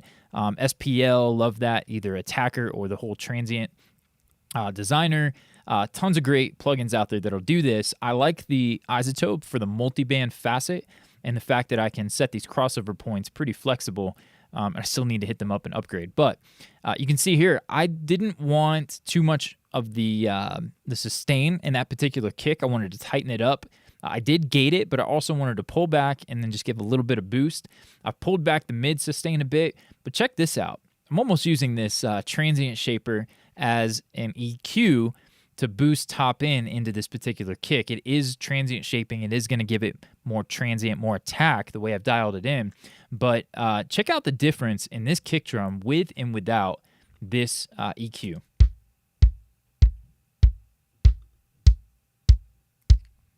There's my click and the kick. And I'm not fully relying on the original for all of the transient. The sample definitely contributes some. But again, without this processing, we'll pull it up in volume to be fair. Transient shaping. Definitely take that. Usually I'm using more than I did here on the bottom end, but this particular kick had a pretty decent fundamental, and so I didn't need a whole lot of it. You'll feel it break up, and that's when you'll know it's too much, and you just kind of back it off until it doesn't distort on you. So phase, transient shaping. Now I want to talk to you about creating a room mic. Now, a good rule of thumb for creating the room is a 1 second decay time. A good drum studio to record drums in, good room mic setup, it's going to be around a 1 second decay time. And I'm using the Valhalla Room. This could be Ocean Wave for your UAD fans. I use that all the time. It could be your stock reverb. Whatever it is, get you a reverb that's set to around 1 second. This I went a little bit further than one. I liked the way it felt, decay time. A cool way to set that, depending upon the tempo of your song, is to solo your snare, send your snare into your reverb, and then let one hit happen and set the decay time until that next snare hit comes. You want that decay to die out just before that next snare hit so you don't get a bunch of overlapping reverb spilling every time the snare hits. And so if you can time it like that, this for me was around 1.13. About a 1 second decay time. It felt really good. Now, if you have a faster song, you may tighten that up a little bit. If you've got a slower ballad, you may increase the size of the room a little bit so that you get a nice decay spilling out until that next snare hit. So Valhalla Room for that. And then all I did is sent into that reverb send. So we got this track set up, Valhalla drums, and then the reverb on there. Did a little bit of room mic treatment. We'll save that for later. But I'm taking out top. Let's see that real quick. I'm taking out top, harshness in the cymbals and things like that. And then I didn't want it to be too bombastic and fat in the bottom end, so I tightened that up. Really focusing in on the mid-range for this particular sound. But I've sent in the kick, the snare duplicate, the sample, the toms, and the overheads all go into and create that sound, which... And actually, the way I have it set it up, I should be able to... So let's take a listen to what the drums sound like with this room mic in, and then I'll mute it so you can hear the difference.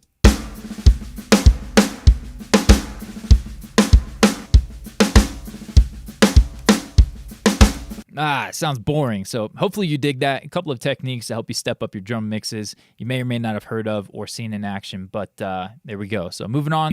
All right, let's go back. Let's take a listen to the toms before we use the tom trick.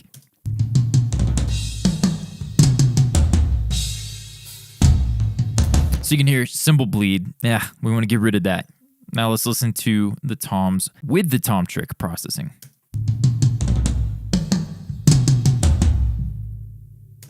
Oh, hey, what's up, friends? Welcome back to the Mix Academy. I'm David Glenn with the MixAcademy.com. Today, I'm going to show you the tom trick. You might be thinking to yourself, what the heck is the tom trick? Well, very simply put, if you have a song where the toms are, you need more, but you got the darn cymbal bleed or maybe even snare bleed, you want to get rid of it, but you want to use the real toms. I hate replacing toms. I'm always using the real toms if I can get away with it. Even when they're not that well recorded or tuned, you can still kind of get away with it. And the tom trick is going to help you. So there's two ways you can accomplish that. We're going to remove the snare bleed, the cymbal bleed by manual labor. In Pro Tools, it's called an audio suite plugin. I'm going to show you how to process that. And then the second way is glorious. It's so awesome. Steven Slate Digital's gate, the drum gate built into VMR, is my go-to number one if I can do it. If you have a drummer, rock, I guess it doesn't really rock, pop rock, country, all that kind of stuff. If you have a drummer, a great drummer with consistent, nice pounded toms, then that's the way to go. But if you have, in my case, I mix a lot of black gospel, you're going to be hard pressed to get that gate's threshold set. You're going to either be automating the threshold or you're going to be better off just going with the manual labor, which is what I'm going to show you first up. Whoop, hold up. Almost forgot. I've got a free resource for you. If you're new here to the channel, check it out. Link in the description. It's my Fix It in the Mix guide. It's a free guide to help you take those average or poor recordings and save them and turn them into hit records. Now, I know a lot of you guys, you roll your eyes at me when I talk about it, but I got to help you out. Those average and poor recordings, they come my way. Almost every single session, there's something that could have been recorded better. And a lot of sessions, there's stuff that could be recorded so much better. So if you're beating your head against the wall, I don't care if it's poorly recorded vocals, drums, bass, I've got it covered in this guide, free for you today. Check it out, link in the description, and then let's get back into the tutorial. Let's take a look at manual labor, the tom trick. I've got that sample we showed at the beginning. You can see, if I hit that and play it again, you'll hear, without the tom trick, we have cymbal bleed. And so let's just highlight and loop that for a second there. So just after this fill, again, this song didn't need it. Not every song needs it. But I'm going to use these toms to showcase a trick. But again, use your ears. If the song needs it, it's calling to get rid of the cymbal bleed, snare bleed. Great trick. If you don't need it, then hey, you save yourself some tedious labor. Let's listen again. Here is with the tom trick. And I tell you what, let's go even more focused. Hear that floor tom? Here's what it sounded like before the tom trick. Okay.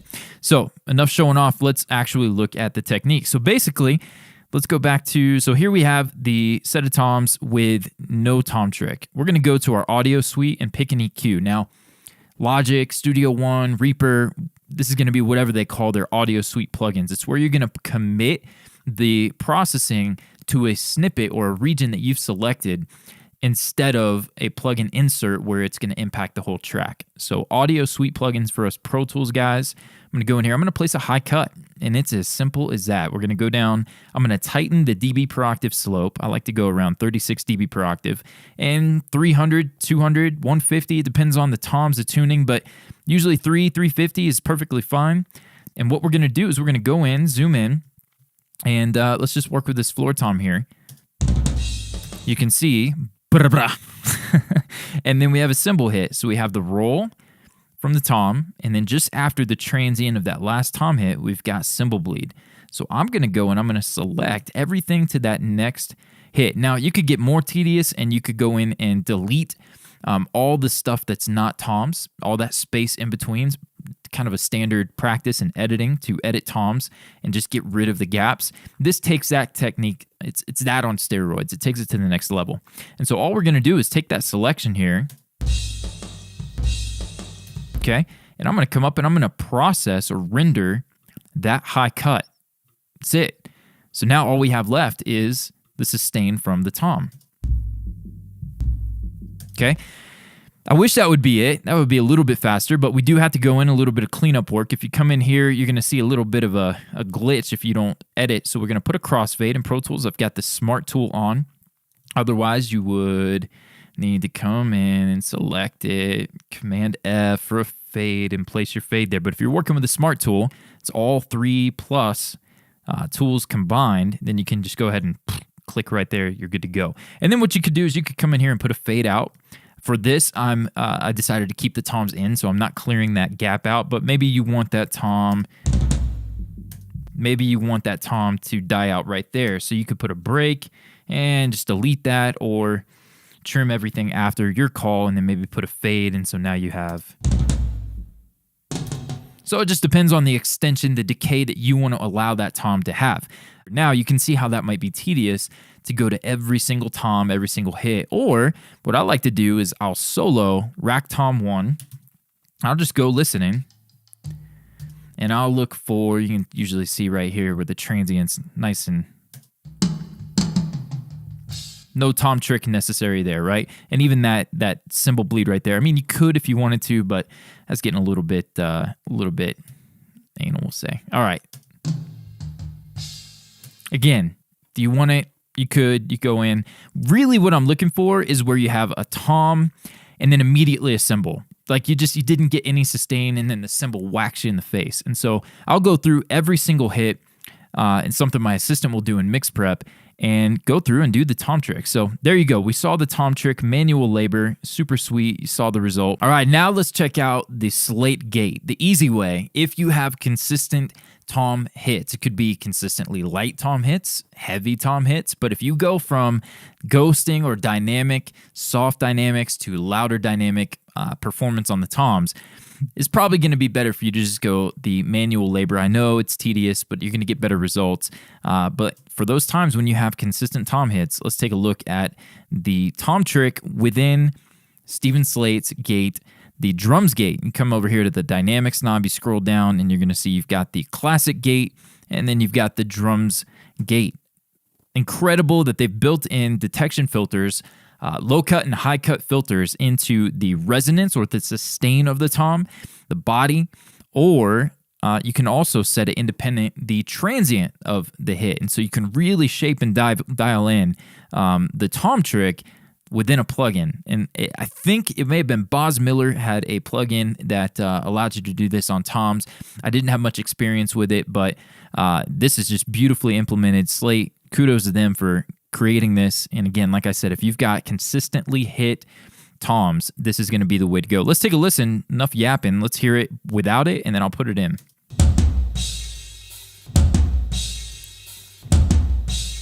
So that cymbal comes in, and again, this I should have picked a song where the cymbal sounded like garbage, but that cymbal comes in and interrupts the sustain of the tom. We want to clean that up a little bit. Let's see what it sounds like now engaged. So we got a little bit of that cymbal hit. Let's lift up the threshold. This is kind of what I was saying about finding the sweet spot of the threshold. Let's see if we get rid of it. No, we got to go higher.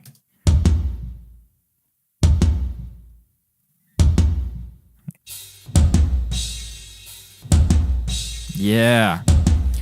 So now that's a single hit. That's the detection filter up here set to 400, 300, 400, whatever you want. 150, 250, depends on the tom. Same thing as in the manual labor. And then what you have here is the release for the sustain and the release for the transient. You can see how the release for the transient, get it squared here on the screen for you, is all the way down as low as it can go. You're just getting that initial stick hitting the head. But then here the release for the body. Let me show you what you can do. Let's tighten it up and then we'll enhance it. So you can hear it's just dot, dot, it's out. We got a little reverb, it's carrying some sustain for it. That's a cool trick. Now, if you want the full resonance, you could just put this bad boy all the way up.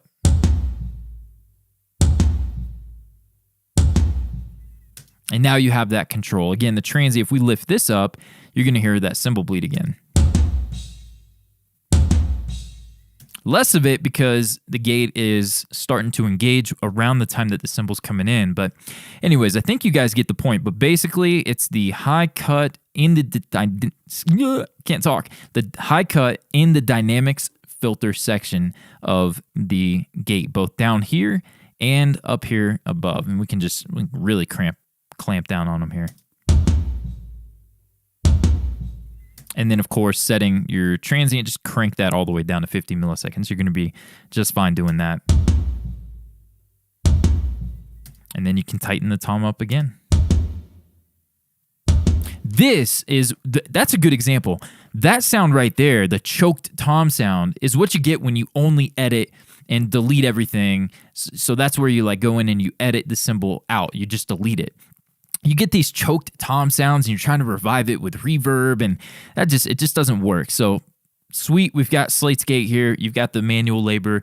Add that to your toolbox, and hopefully that's going to help you take your next mix and help it make it be your best mix yet. I'm David Glenn with the Mix Academy. Thanks so much for hanging out with me. Don't forget, if you enjoyed this, drop a like, subscribe, and check out the free Fix It in the Mix guide. I'm going to help you take those average and poor recordings and turn them into something that can be radio worthy. Hope you guys enjoyed this, and we'll see you in the next one.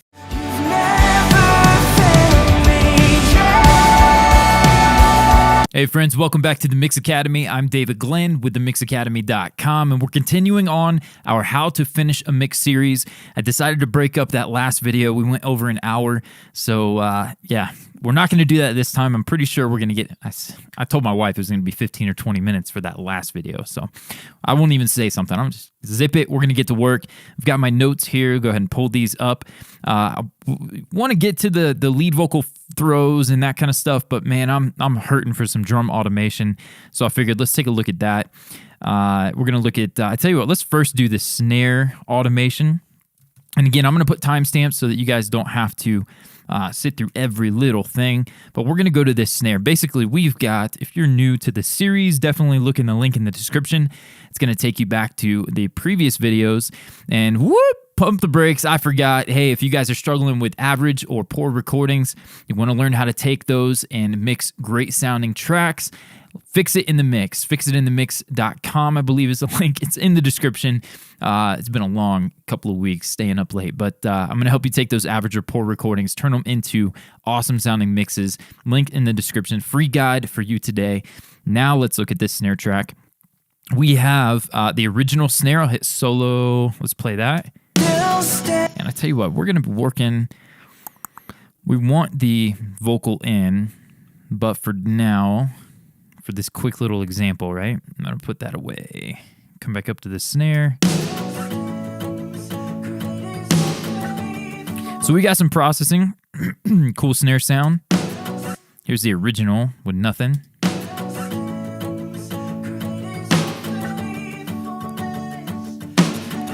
Okay, so good source sound. A little boxy. Wanted larger than life for this one. Here's without the sample. Much nicer. I dig that. And then here's with the sample. Chunk, extension, room sound, some pretty cool stuff. Definitely check out the previous videos. This was, again, a part of my recent live mixing event, and information all about this down in the description. You want to get your hands on those tracks. So the snare, we want to go ahead and come out, and we got to do some work. So we have this awesome blend between them, but this song has got quite a bit. Look at all that. We got some work to do. We got to get this snare sample in the mix. I don't know that I'm going to use it for all of the fills here and the ghosting and whatnot, and the build and the fills, but we'll see. You see how it only triggered on that third hit there. So there's a couple ways we can do this. We want to make sure that trigger is going to trigger accurately. We've got Steven Slate's trigger 2 here, and in order to do that, we could do it a few ways. We could clip gain the snare, similar to what we did in the previous video with the vocal. We can just go through and clip gain all the ones we want in, or we could pull them down to a separate track. I'm thinking about doing that because I want to maintain dynamics with this one, whereas our main snare sample, I just want that one-shot kind of vibe where it's just kind of gunshot blasting into the distance. So we could clip gain, or we could automate. I'm going to vote automate, actually. So we're going to put it on its own track. So active playlist we don't want. There's no alternative playlist. It inserts and everything we do want. So now what I'm going to do in trigger here for the main sample, in the curve section, I've got a little bit of love to the dynamics and the velocity to reduce the dynamics and to tell trigger not to follow the dynamics of the drummer on that one shot. I want those one shots to cut through and to be solid. It's not very drastic, these settings. Usually I'm using a little bit more, a little stronger settings. But for this, I think we're going to go through, we're going to listen to the original. And I'm going to go ahead for this, and we're going to mute the guitars, the music, and the vocals. I'm going to mute. I'm even going to mute that. So we're just listening to the snare, not very organic, but it's going to be good. This is for technical sake, so we can hear the original snare and get this snare sample down there. So, and these were programmed drums, if you didn't already know that from watching the previous videos. So we're going to take some time, automation, and get these feeling good. Let's get to it here. So we want to copy down all the stuff that this snare sample is not getting. I don't know about...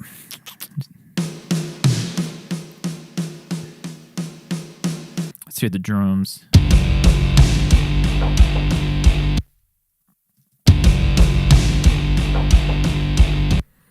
I heard the loop, and I thought someone knocked on the door. I was about to get frustrated at the kids for disturbing while I'm working now. Okay, so snare.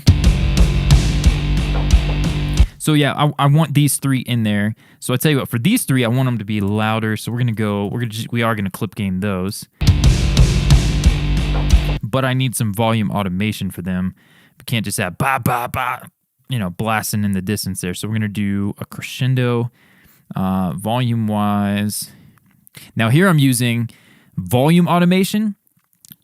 We talked about clip gain in the last video for the lead vocal, clip gaining it. That is pre-insert. Clip gain is pre-insert. It's going to adjust the gain up or down going into your plugin chain in Pro Tools. Other DAWs probably pretty similar. Volume automation is post-insert. So after all this processing, I'm merely adjusting the volume of the source as it's been processed with the plugins. And I want that to be a little more dramatic. Really, this is important to do in context, but let's boost that snare just a little. Cool. Now these, after the first three there, are the ones that I want to do on another track. So I think these three, the three hits before, it's kind of a good way to look at it. I'm going to take these down, and we're just going to go, and the ones that we want to accent and to be heavy hits, I'm going to leave those on the main track. All the rest of them. This guy here, is it gonna? Yeah, picked up that transient, good. And then to here, we're going to cut. So X, semicolon, V. If you have the focus keys turned on in Pro Tools, up here A to Z, you're going to be able to just hit X instead of Command X. All right, so we're here just to the last three, cut, paste.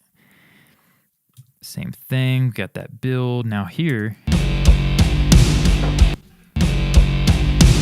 so that one I'm just going to get the last two. So we'll go to there, cut and paste. And we're going to go here. I don't know, is that going to... Yep, looks like it does in the middle of the fill. So cut, paste. Could always massage this later, but for now, I'm going to get those. The ones that look like heavier hits. Right there to there.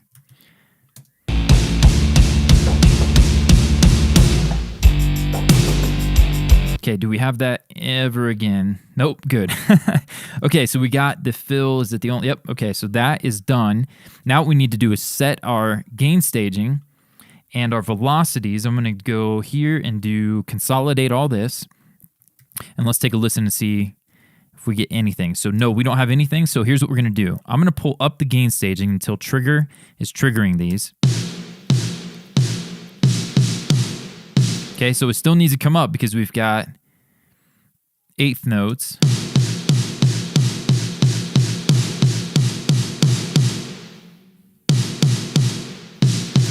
Still needs to come up a little bit, but I think I'm going to go here and I'm going to go individually now. So these guys, we're going to pull up. Keyboard control shortcut for clip gain, Control Shift, and then the up and down arrows in Pro Tools.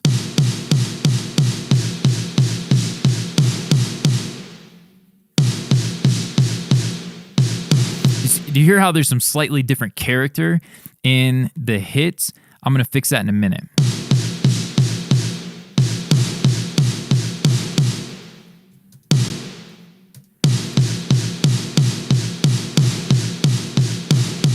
Right now, I'm just worried about whether it's triggering something. If it's making a sound, great. If it's not, then I need to fix that.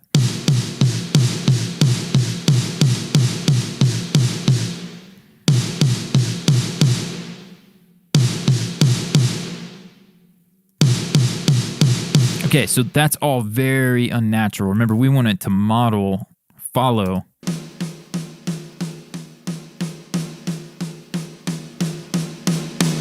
Those dynamics right there.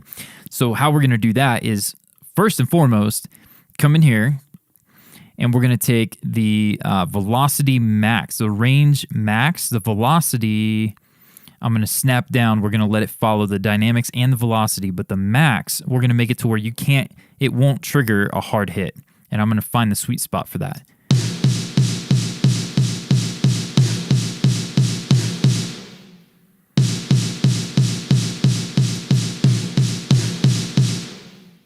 So because of that hit there, I am going to decrease the dynamics a bit.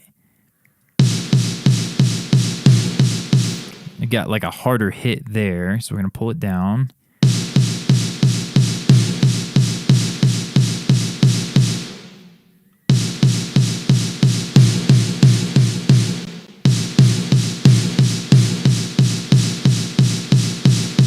Okay, so now they're pretty consistently soft hits. So now what I feel like I can do is automate the volume of it with crescendos and kind of perform that snare fill as opposed to, rely, because it was program drums. The dynamics in the program drums are decent, especially at the larger section there, the harder rim shot hits. But this is going to take a little massaging. So let's see what we can do for it.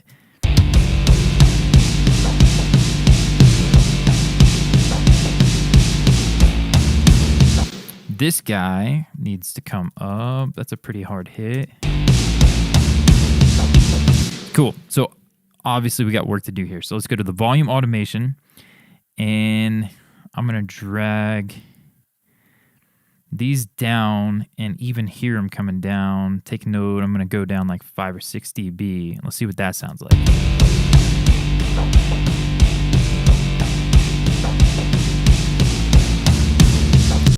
Maybe a little too dramatic.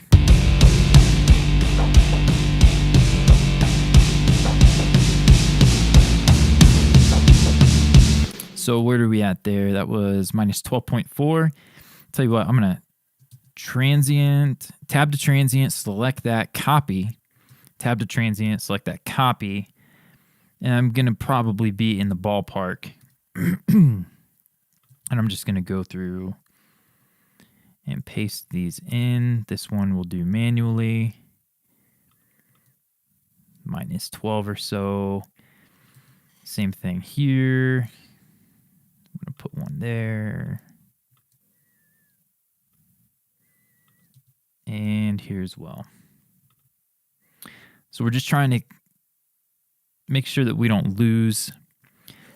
All right, now let's give it a listen, but we don't care about solo. That was for making sure technically we were accurate and got all the triggers, get all the noise out of the way. Let's go down to the all buses. I'm going to unmute everything so we get the vocal, the guitars, everything's in, and we can hear what we need from those drum fills.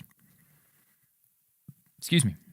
And we'll play back a little bit. You've never failed me yet.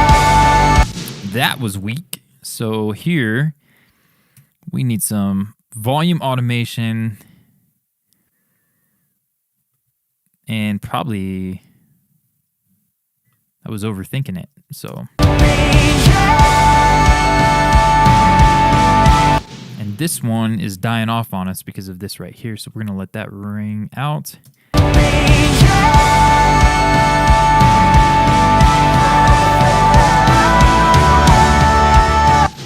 And then looks like we need some crescendos here to accent the snare. Let's put one here, take that guy out. Something.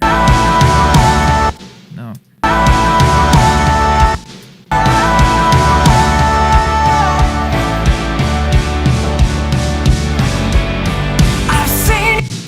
Same exact thing. So here, that might be a clip gain thing. Let's break them and then boost this guy. And now write the volume automation. So clip gain to get it in the mix. And then pull this guy just down to here. Not quite that much. Cool. And maybe even boost that last hit. Accent it. And then come out here so we don't lose our ring. I've seen you move the mountains. This hit in here was an odd kind of round feeling hit. You move the mountains. Right there. So what I'm going to do is take the hit back a couple hits, copy that one, tab to transient and paste it. Make sure I don't overdo that hit, and then let's hear it now. You move the mountains. Cool. Back up here, and we need more gain from these guys. So, hey man, if you guys are enjoying this, it would mean a lot to me. You hit that thumbs up, let YouTube know you enjoy what you're watching. More people can find it. It helps me keep bringing content your way. Like, subscribe, all that YouTube stuff. I'm going to pull this guy up a little bit. Yeah. These need more gain. So it wasn't just about volume automation. It's about actually getting the trigger to trigger a good sound.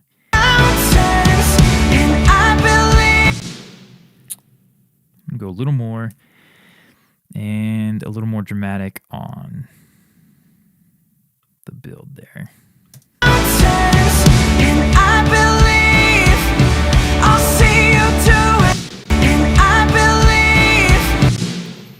So we've got some weakness going on in there.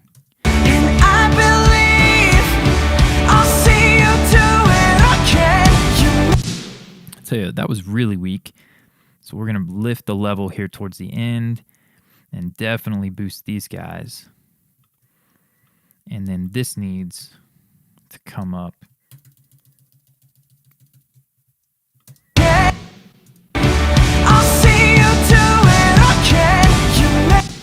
Way too much, but good idea. I'm going to pull this up, and then this guy needs a little more gain as well. So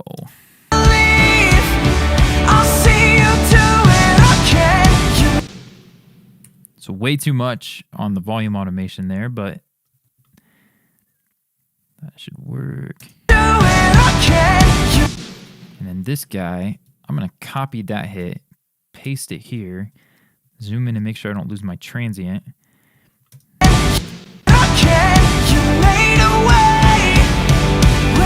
So we got this building, but then this is just kind of boring. So we got to get this one up in the mix a bit more.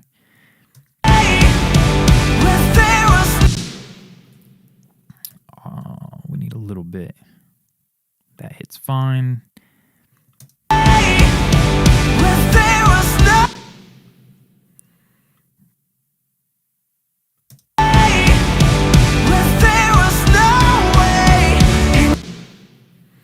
I'm feeling the drum performance and just trying to enhance it with the automation here. I know that hit needs to come up probably right there.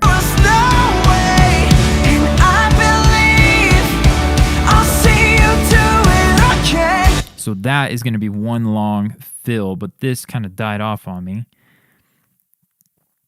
So let's do a little bit of volume here and lead it up to that hit where we're going to take it up. Might be too much.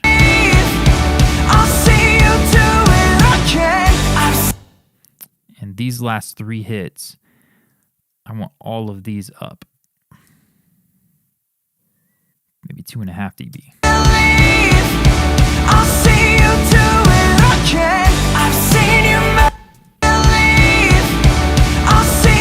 But I want this one to drop.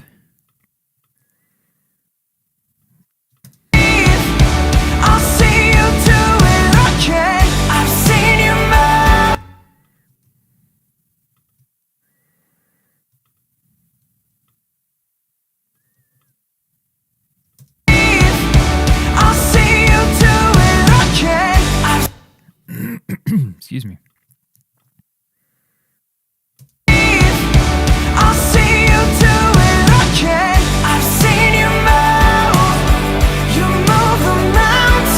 All right, cool.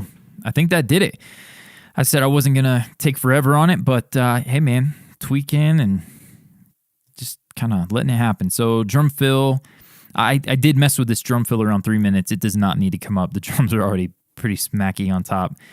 Snare automation, we're done. Stereo bus automation to lift the driving groove at the chorus. That's this next section here, I think. I believe I'll see you do it again. I've seen you that's a little bit too much. Let's pull that down. This back down. Maybe even this guy down. And then something like that. Okay.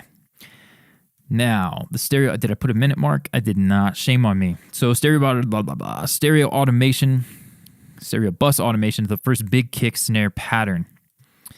So the big kick, that's what it is right there. Okay, cool. Excuse me. I knew I shouldn't have had that smoothie. That Greek yogurt and the dairy getting in my throat. All right, here we go. I'll see you do it again. I've seen you. Right there, it's a little anticlimactic. All right, so back down here. So here's what we're going to do. Stereo bus automation.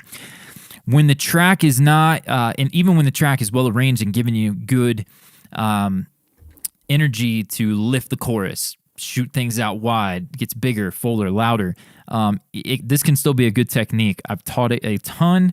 We're going to come down here to the mix bus. I'm going to drop everything down 1 dB. And then here, at the chorus in grid mode, so it locks onto that on the 1, I'm going to come out and out here, boom, put another one, and then now I'm going to pull everything back up 1 dB. So just before the chorus, it's going to be, the whole track is going to be down 1 dB until this final, like, bam, explosion of the chorus where the drums finally hit a groove, a driving groove. And let's take a listen. I'll see you do it again. I've seen you move the mountains. Okay, something else I want to do. That was too much. That was too dramatic. And we got a mastered loudness here. I think we're like -7 LUFS. Can't talk. Okay, so all music. I think I want to go a little wider. So let's see. Does this give it to us? I'm going to hold all 3 modifier keys, Command, Option, Control, click on Automation, and then I'm going to Command, Control, click on Width.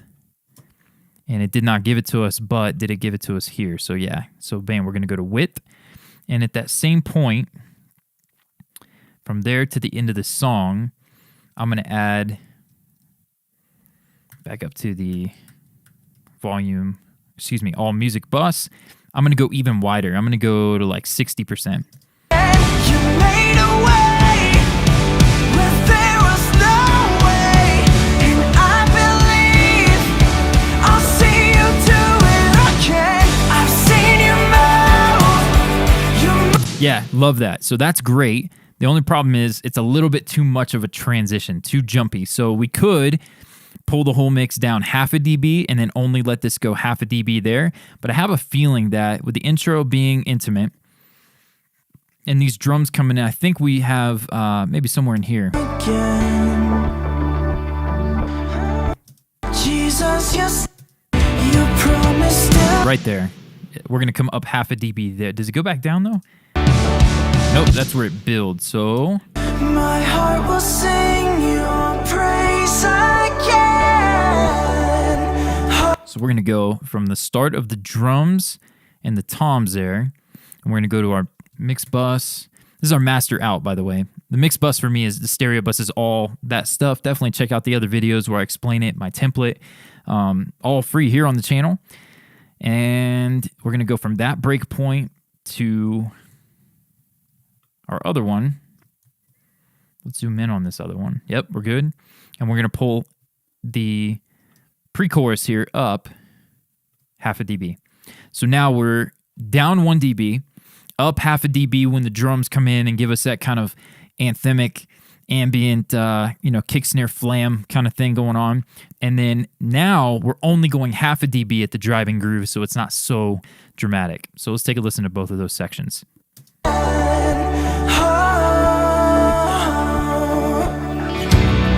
Oh, yeah.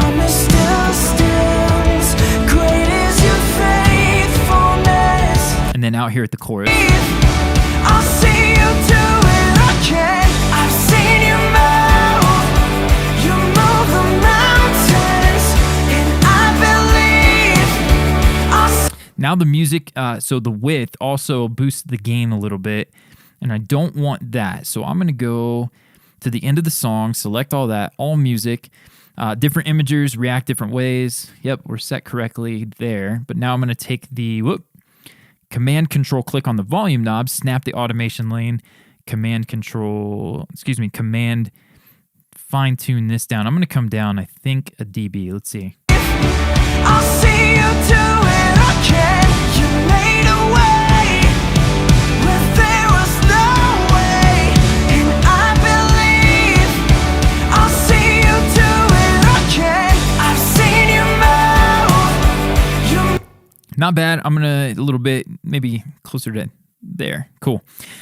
All right, sweet. That note, bam, check. A couple of those stereo bus automation. Add a crescendo to the organ before the drums enter. Let's go find where the organ is. Right here. Nope. Up by the keys. Bam, organ. And we're going to unfreeze it real quick. We're almost done, guys. Man, drop me a comment, man. If you've hung out with me throughout this entire process, man, I would love to hear from you. Let me know where you're from. If you enjoyed this, what other genres you'd like to see me cover.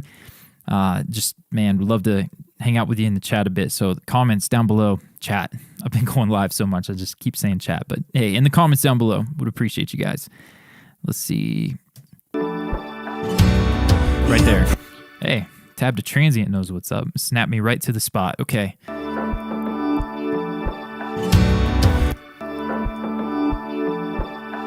Right when we kick on the wheel to there. So I'm going to go volume automation. I'm going to pull it up a little bit, put a little bit of a crescendo in here, and then pull it up like 2.5 dB. Actually, I might dip it there just before it to make it more impactful. And then we'll slowly put it back. Let's see what that sounds like. Need a lot more.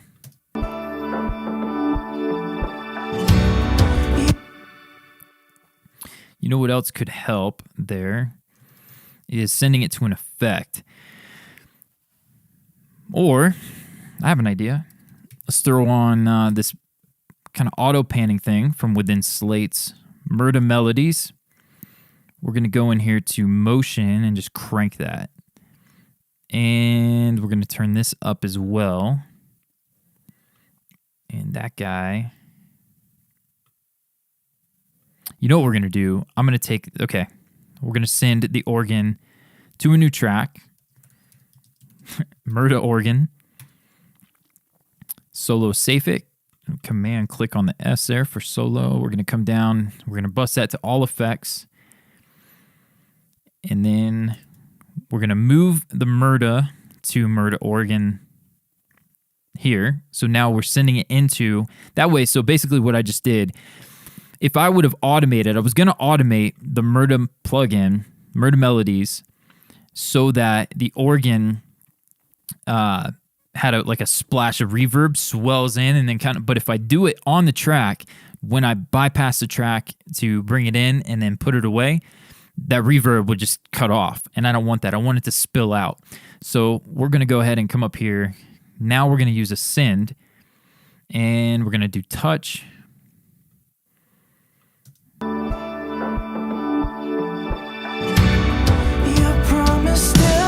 Something like that.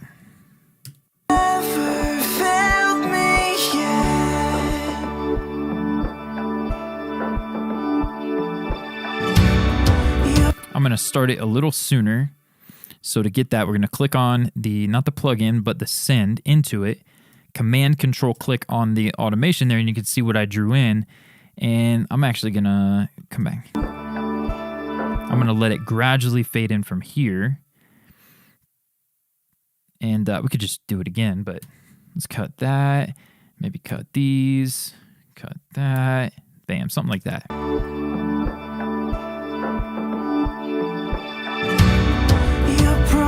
Kind of like a reverse cymbal splash kind of thing.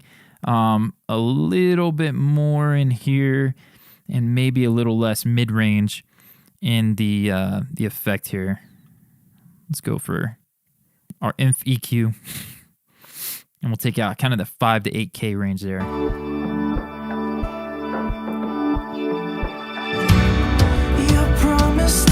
little bit more. One more time.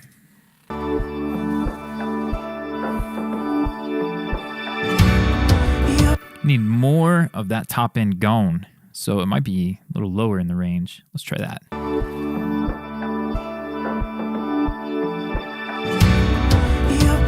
So it turned into a very subtle effect, but now what we could do, let's take it one step further and do a verb splash with Ice House and go touch.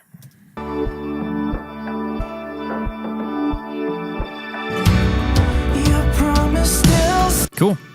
And then we'll put that away, turn off touch, go to read mode, and we're moving on. What notes do we have now? Crescendo to the organ, done.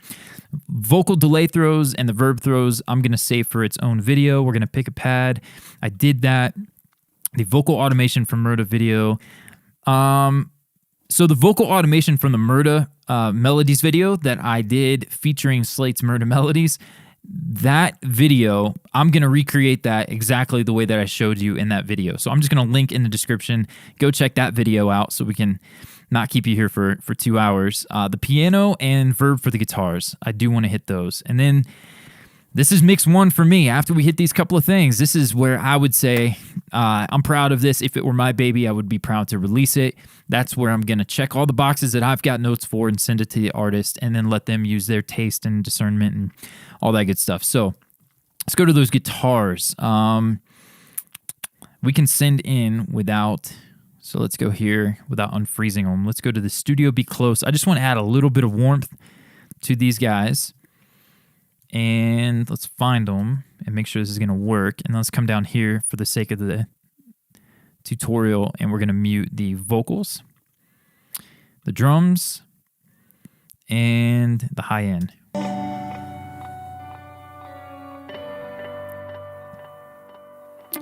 And let's find the... We're going to come forward a little bit.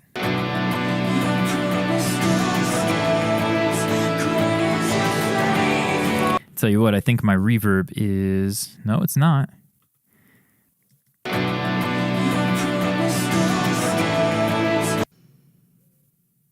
Oh, it's going to high end. I muted the high end. I was like, I know I don't hear it. Okay, I'm not that crazy. All right, so let's go back up. And we're going to send... Let's go take our organ out of touch there so we don't accidentally bump something.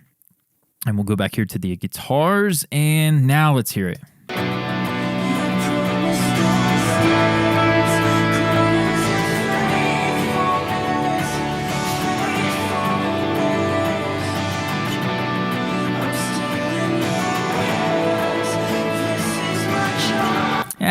A little bit goes a long way. We'll just use a little. All right, and then now the only other thing I wanted to look at from my notes was the piano. I did do a little bit of this. So basically, if you haven't seen or heard what I was thinking with the piano, maybe you didn't see the other video yet, the bright piano, warm piano, this is all just one piano track. We were given one piano in this song, and when the piano is at the beginning, it's a warm, kind of intimate vibe.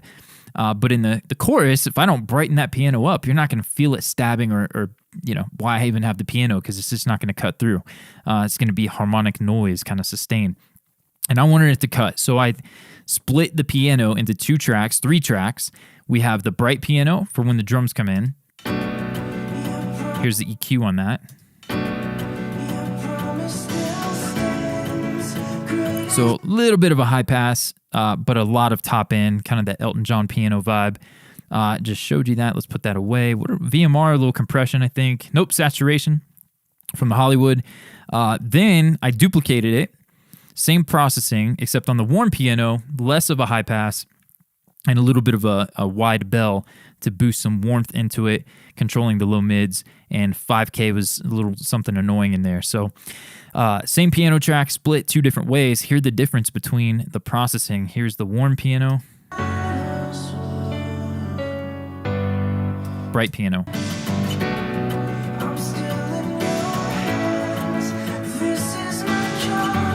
Cool. Now I think that's done. I wanted to make sure you saw that processing. The piano fills. Let's see how this is looking. That's the other thing.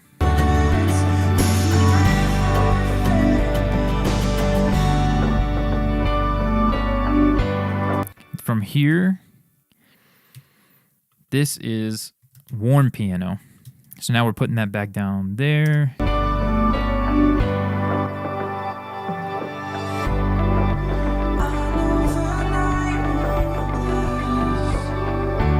I don't have everything in the mix. I'm just listening for the piano right now, but the frozen tracks, you're still hearing some of that in the effects. But we're almost there.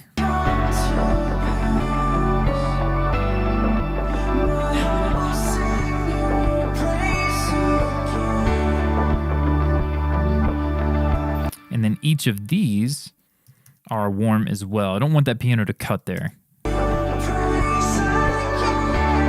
And then you hear that piano, kind of nasally.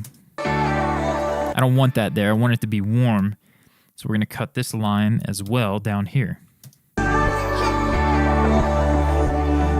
think I'm even going to take out some.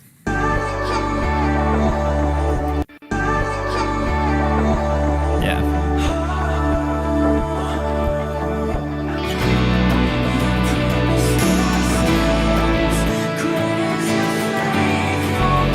But here we've got where the drums and the toms come in. That piano's got to have maybe even more. But for now, I think that I'm satisfied with that. And that's to the end of the song. We're rocking. So let's come back over for the satisfaction of saying check to break out the piano track, verb for the guitars, and then vocal automation with Murda. I'm going to leave that unchecked because I still have to do it for this mix. That was a rough mix that I used in that video. And then lead vocal delay throws and lead verb throws. How long have we been going? Almost 40 minutes. I think we're going to save that. What I'll do is I'll make it a last video, and we'll feature the lead delay throws, the verb throws, make it a 10-15 minute video so it's nothing crazy, and we'll move on to that next video. If you haven't already, man, join the email list. We've got a super sweet guide for you. It's the Fix It in the Mix guide.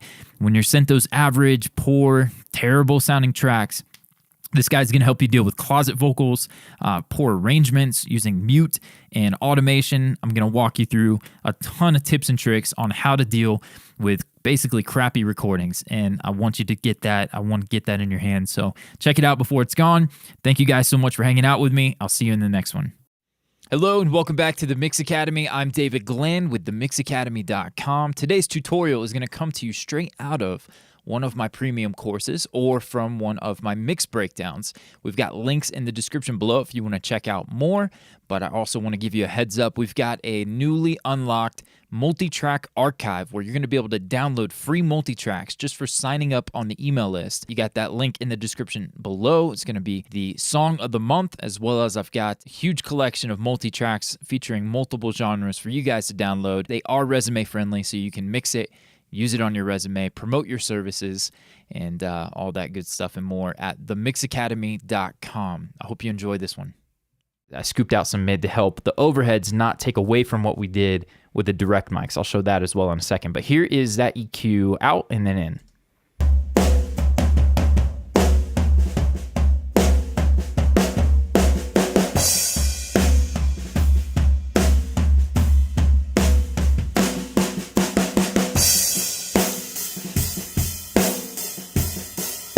So it's definitely, it impacts the rest of the kit, but mostly that floor tom, that groove right there, it's definitely going to help hold on to the tone that I had for the toms over in the tom mic. So now we're listening to our toms. We scooped out quite a bit. We did some work to them, but one of the big moves was on the rack tom especially, and then out here was to take out mids, that boxy quality. Let's boost these. I don't know, it's kind of that cardboard box kind of vibe. So we've pulled that out, and we don't want to lose that when it comes to our overheads. Here, let's listen and see. A lot of times I do this in theory without listening to it because I know how it kind of how they react to each other. But let's solo and isolate it and see if we can hear the difference. So here is the toms as we process them, but the overheads now without this EQ, so no scoop in the mid-range.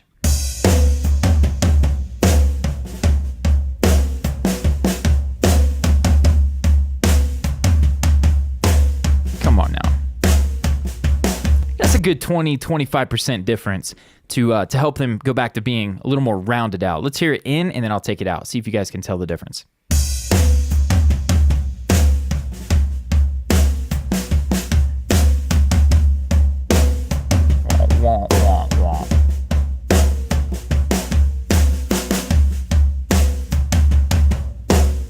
You get that like wah, wah, wah, kind of comes in with it. But that EQ on the overheads was to prevent the work we did on the toms from disappearing and becoming boxy.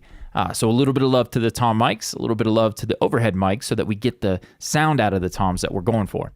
Hello and welcome back to the Mix Academy. I'm David Glenn with themixacademy.com. Super pumped to have you. Today we're talking about the snare drum. I've got a song where I chose to completely replace the snare. Sometimes I'll blend, sometimes I replace, sometimes I don't even use a sample at all.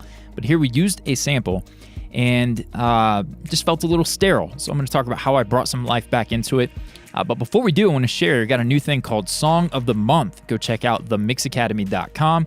Join the mailing list. You're going to be able to download these exact multi-tracks. I've also got my mix template. It's tons of free stuff. You can go check out themixacademy.com. Each month on the 1st, we're going to issue a new song. You'll be able to download it, mix it for yourself, use it on your resume. Themixacademy.com, free song of the month. Now, this song, I'm going to play a little snippet for you. Then I'm going to play the original snare. You can hear why I kind of chose to go a different direction. And then we're going to break down two things. First off, the ghost notes, how I created them. And secondly, adding a little bit of life by featuring that snare bottom mic. So let's take a listen to the current mix. Again, this track is called It's Not You by the artist Max Lucky. I want to give a shout out to Hakon for sharing it with us. We'll put links to artist description and all that kind of stuff for you guys. You can check them out and show them some love. So here's the track. It's all the same. In this old room, the colors never change. Although the walls in now turn blue. Cool, so you can see we have a pretty straight groove, but we got those subdivided hits, and so we want to talk about that. First, let me actually show you the original snare. We'll solo it. And context is everything. Let's play it in context with, I did replace the kick and did some cool stuff with that, but we're talking about snare. Let's hear that with the song. It's all the same. In this old room, the colors never change. Okay, so you can hear the direction is very different. One more time, what I did to it. It's all the same. In this old room, the color. Just again, I wanted that deeper, fatter, it's kind of a curse of my taste. I love a deep, fat, chunky snare for a lot of different genres. Probably sometimes too much, but quickly we'll show you what I did. These snares are not on the market right now, but I will share with you soon, so keep an eye out. Maple snare top, and I've even detuned these 4 cents down. Cool thing about Trigger is we have access to a bunch of extra features here. We've got the attack, sustain, release it we can manipulate, dynamics, velocity, which I have done for this, and then the range. Today we're talking about the range. For the main hit throughout the song, I chose to limit that to a medium heavy to a heavy hit, handed hit for the snare. What that means is just the velocity. I wanted that to hit hard, and I didn't want it to vary too much. And so we've got 96 as the minimum velocity that you're going to feel from that main hit. Well, let me show you. If I come up here to the original, I've got a copy of Trigger on the original snare. If I show you what's up here, we've got those ghost notes and the subdivided rhythms from the snare. If we drop the detail knob to set up Trigger to work effectively, we've got bleed. We've got kick, hi-hat, and snare that are all three going to be triggered. Let's listen to that.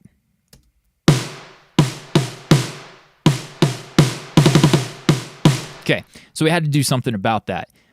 You could automate if you wanted to. There's a couple ways to skin this cat. But for me, I chose to duplicate the track and pull apart all the ghost notes from the main snare sound. So you can see here, every time that a ghost note is played, I went through, did a little tab to transient action here.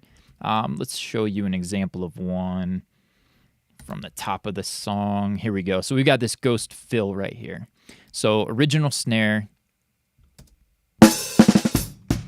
I wanted the brrr, those ghost notes to go down. You like that ghost brrr? Like to take that down and put it on its own track. So what I did is highlighted, and then if you have focus keys turned on in Pro Tools, whoop, A to Z right there, you can just hit X, and then you go to semicolon, drops down, V. So I just went through the whole snare track and pulled down any ghost rolls, any ghost hits, pulled them into their own track. Put all that back as it was. And that's what you see here. So ghost notes right here is all the times when it's a ghost note. So that's step one, is just to get them all on their own track so we control them separately. Next step is to set our range. You can see on the other track, I set a range so that only the medium to heavy hits were triggering. In this case, I want to make sure that no heavy hits trigger, that we only get those kind of soft to medium hits, depending upon how we set our clip gain for trigger to trigger that. And so you can also see I've got the detail knob slammed super tight because now I've only pulled down snare hits. I don't have any kick bleed or hi-hat stuff to compete with. It's all just ghost notes.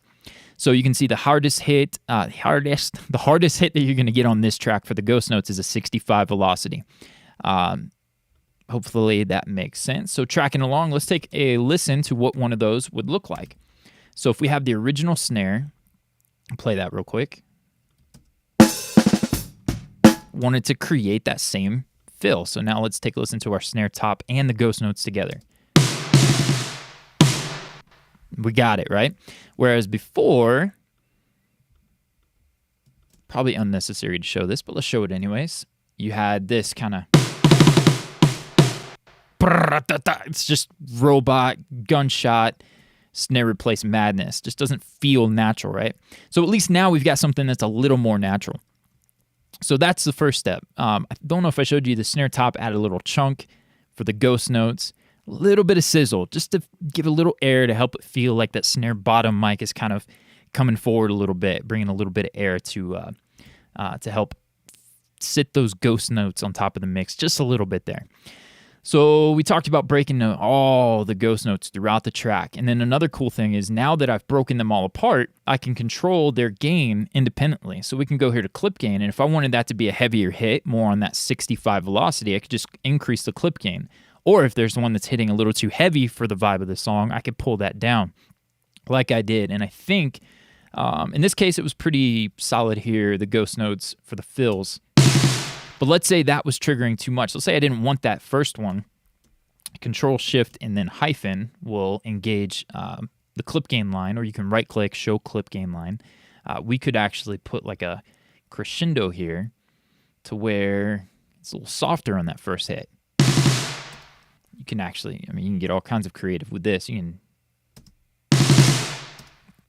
got a nice crescendo to it. So you can impact the velocity, the character of the individual ghost notes by having them on their own track. So there's that. Next up, just replacing the snare. Adding room mics helps create a little bit more, and featuring some of the overhead mics without just making them cymbal mics, that can help to bring life to the kit. I like to use the snare bottom mic and leave it alone. Don't gate it. Don't do anything crazy to it. I've got a little bit of compression here. I don't think it's much. Let's see. Just a little bit. Nothing too crazy. But by featuring the original snare bottom mic, not only are we going to get some of that natural kind of roll to it, we're also going to get a little bit of bleed, which drums are not one instrument. It's a kit. It's a collection. They are meant to be one instrument. It's a collection of multiple tones that come together to be one instrument. And so by featuring the bleed of the snare bottom mic, we're going to allow a little bit of that life, that airiness that kind of comes from the natural tone of that original performance to come through. So let's take a listen to the drums with and without. Let's go ahead. Let's mute the vocals and some of that stuff so you guys can feel the difference really close. For example's sake, we'll turn off the low wind and the music, and let's go give a listen to the drums without the ghost notes and without the snare bottom mic, with just the replaced snare. We'll come out here. In this old room, the colors never change. It's a different groove, completely different. So now let's put those back in and see what the difference is. In this old room, the colors never change. Although the walls in now turn blue, I cannot see if way more natural feeling than the kind of gunshot sample replacement that we're kind of used to in heavier genres that we may want. But for this one, where there's groove, where there's feel, a little bit of kind of behind the beat, backbone kind of thing going on, we don't want that robotic. We're going for a little more of a natural sound. So hopefully you guys learned something. Don't forget to check out the free song of the month, themixacademy.com. I've also mixed this song, and I've got a full mix breakdown if you're interested in that. Feel free, drop a comment, hit a like. If you haven't subscribed, be sure to do so. We'll see many more from themixacademy.com. We'll catch you soon. Thanks again.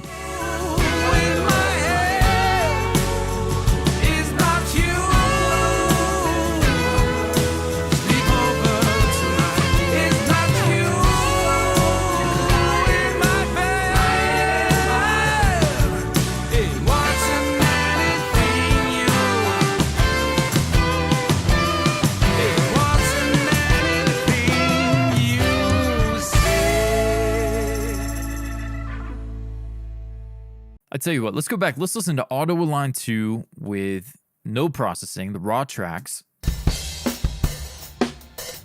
And then we'll engage. Massive improvement. Okay, so now what I want to do, it's important to start with phase aligned tracks before you get to the processing. So now taking those phase aligned tracks, let's compare it to the mix, and it only makes it better. So let's see. Here's the Auto Align 2 versus the mix drums.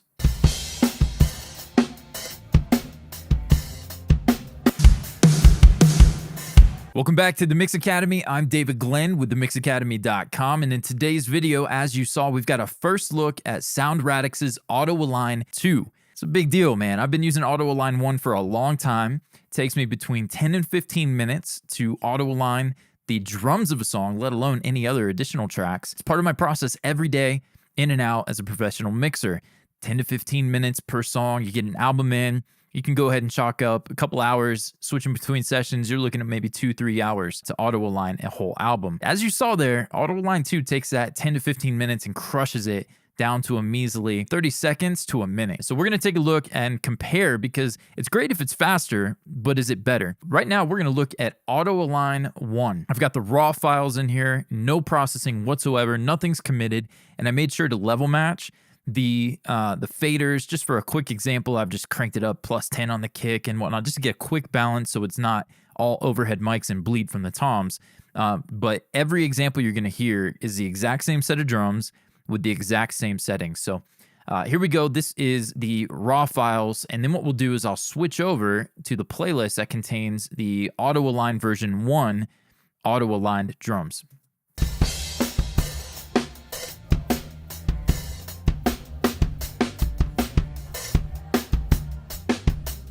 Let's switch over.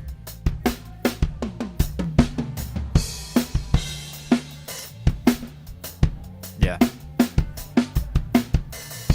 So you can hear it. The snare comes forward, the meat of the snare. The kick drum goes from that kind of, I don't know, wishy-washy thing to it's got a little more definition. Still not great, but Auto Align 1 certainly did its job. Now let's come over and let's check what Auto Align 2 has done for us, because again, it's great if it's faster, but is it better? Here's Auto Align 2 off, and then I'll turn it back on.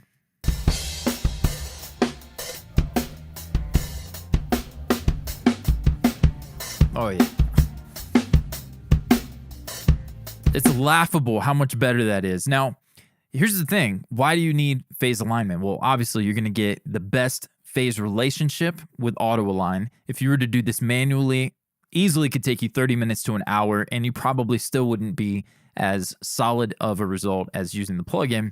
But the big deal is you want to make sure that before you reach for an EQ, a compressor, saturation, whatever, that you've got the best phase relationship possible between your multi-mic sources. In this case, we're just looking at a drum kit, but they say use Auto Align on the full set of multi-tracks. And if you have multi-mic amps, acoustic guitars, background vocals where they have multiple and a choir, that kind of stuff, it looks like the sky is the limit for Auto Align version 2. And now if we compare the Auto Align version from version 2 up against Auto Align version 1, we're going to go back and forth between these two. Let's see what you think about the difference. Here's Auto Align version 2.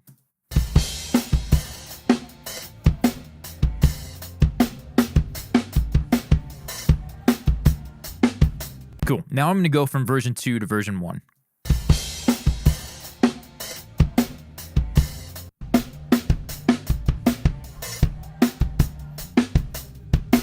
Not even close. But here's the thing. It's not that version 1 is bad. It's just not as good as 2, because if you listen one more time, going from version 1 to the raw files is horrible sounding.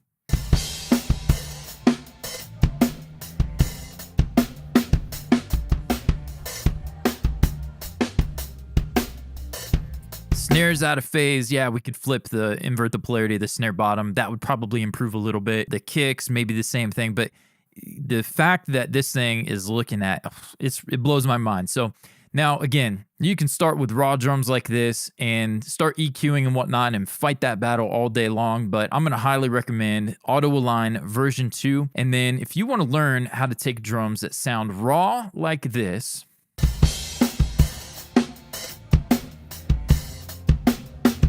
and turn them into mixed drums like this,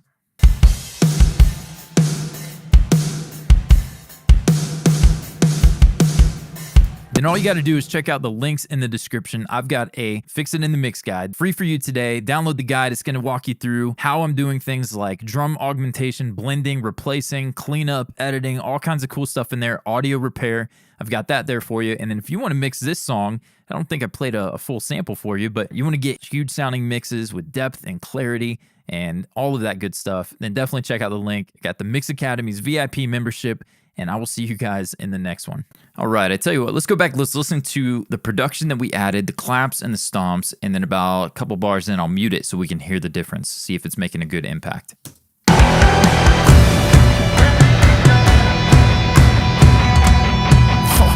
Welcome back to the Mix Academy. I'm David Glenn, professional mixer, audio mentor, and I'm here to help you take the good, the bad, and the ugly of home recordings and turn them into hit records. Today, I've got you an inside look at a session that I've recently done, one of my latest mixes, and we're going to take a look at the power of percussion, right? We've got some claps that the client put in, and we've duplicated that, created some stomp tracks to enhance it.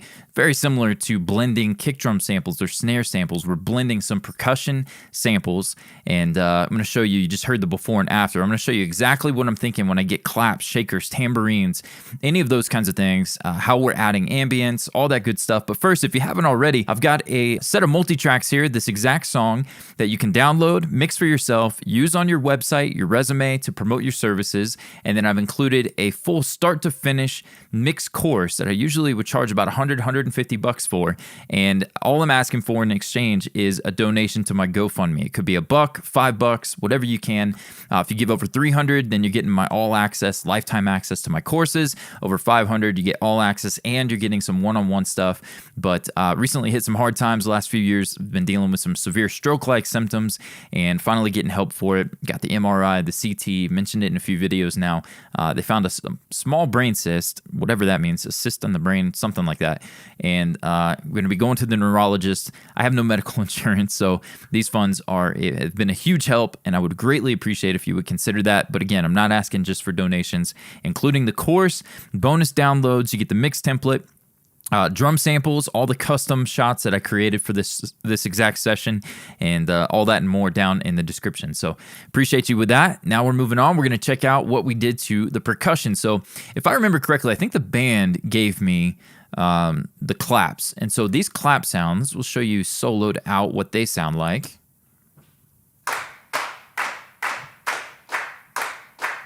Cool. Nothing to write home about. Pretty simple, just clap sound. And the section, I'll take out what I've done here. This is what they sound like, just raw.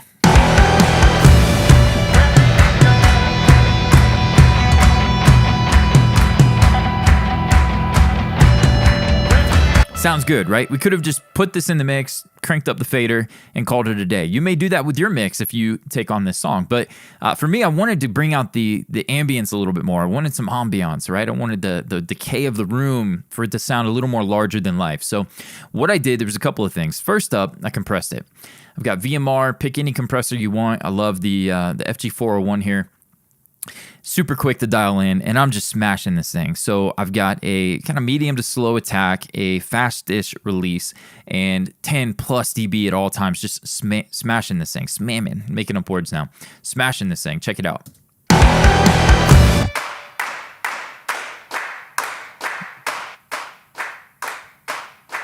So here it's like almost a golf clap, right? It's kind of chill. And then with the compression, it's just adding sustain and bringing out the decay in the room.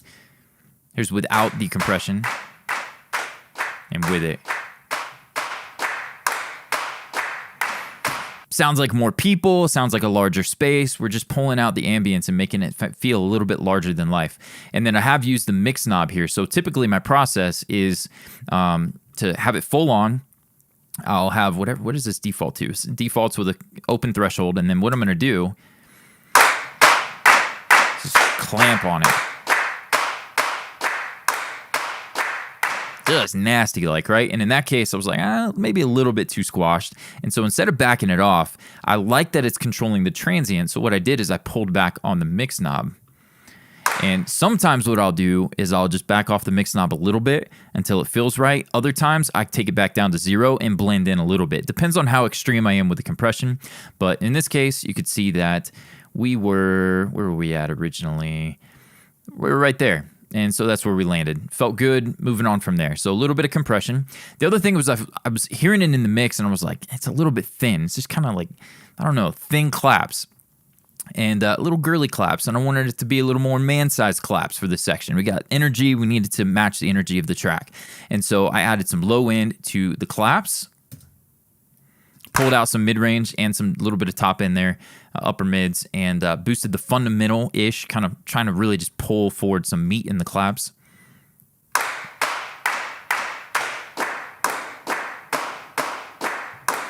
Went from like these, clapping up here in your hands to like some meat hooks going on, right? And so we got some meat to the claps now. And I thought, I want to give this more ambience. So in the track, it sounded like this.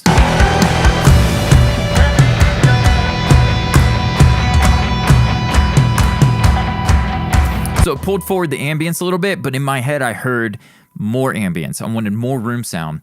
And so in my sessions template, I have a close room sound, I have a far and a large wooden room. I'll show you those. courtesy of the Slate's Verb Suite Classic. These are the Bricasti impulse responses. The FG-BM7 is the Bricasti, incredible stuff.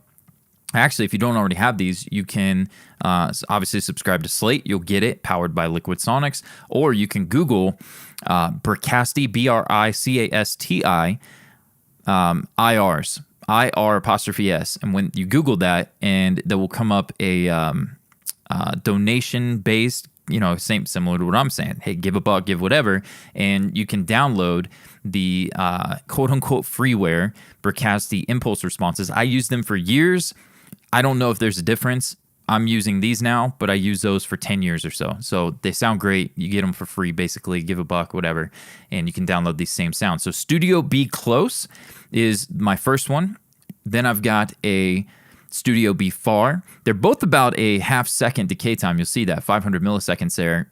Basically the same timing. They just have a little bit different character. This one sounds a little closer. This one sounds a little further away. And then we've got about a 1 second decay time in the Large Wooden Room.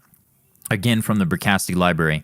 And then I am EQing these because I'll send these to my snare, my kick, toms. And when you do that, if you don't high pass it, if you don't cut some lows, you can end up with quite a bit of rumble, especially if you use it on the kick drum, toms, things like that. Floor tom can really start shaking, and then you'll get overs on your 2-bus when you're mixing for loud, right? Mixing for a modern sound, if that's what you're going for, then you want to make sure you're really careful with stacking those low frequencies. And so my default is to have this high pass to 77 hertz. Often I'm taking this and coming up to 100 or 200 hertz. It just depends on the song. For this one, we didn't. We left it at 77, but cutting some mids, and there you go. So those 3 room tones are blended for the claps. So let's check that out. So here's without them.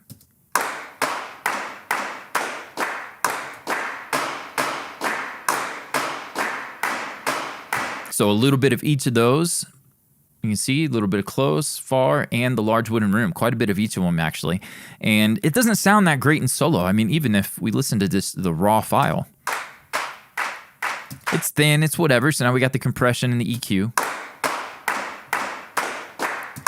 But that would be what I would prefer if I'm acoustic guitar or whatever, and it's like chill in solo. But we don't mix in solo. So let's put it in the context of the track, and we'll have it in, and then I'll take it out.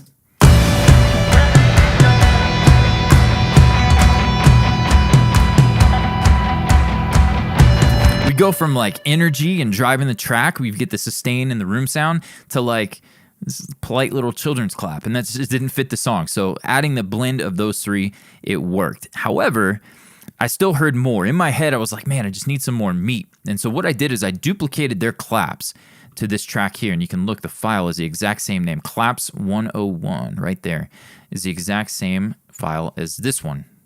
Cool. So I duplicated the claps. Let's come out here, and I added a sample. We've got a lot of the guys over at That Sound. I Want That Sound.com. I think they're with, was it Soundstripe? I forget who they license their stuff to, but you can get them subscription based now, which is pretty cool. But I came in to the Stomps and Claps library from That Sound. Big boots, fast stomps, foyer stomps, and then the room stomp C. You can see the exact samples I'm using there, and I include all this in the course. If you check out the link in the description, you'll get all of this. But the stomps, I'm just like, man, let's blend some power, right? And these are all in stereo, so I left them centered, but you could pan them and get even a wider spread for them. But we went from just having the claps like this,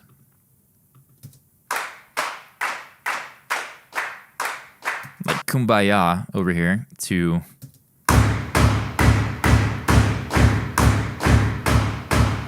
it's cool. They're following the same triggers, but they're kind of flamming off each other. We got some cool hits going on there. So the blend of that, and that wasn't enough. I wanted more bottom. Can you tell I like low end? This is low mids, but same thing. So we got a little more top to bring out some top end, some definition in them, transient, and then some more meat. And so same thing with these. I heard them raw. Pretty darn boring sounding, to then this But because the claps alternate hits, I was able to just use those one shots and come up with something pretty cool. And so in the track is what matters. Let's go over here. In the track, we'll have without, actually, let's have it in and then we'll take it out.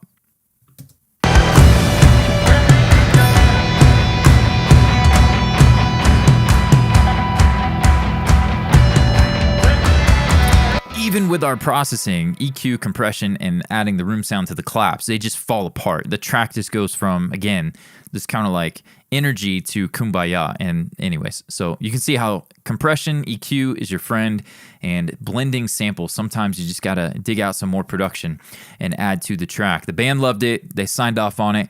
And that's what we did to enhance. Called this video The Power of Percussion. So, all right, let's go back. Let's take a listen to these raw multi-tracks one more time here.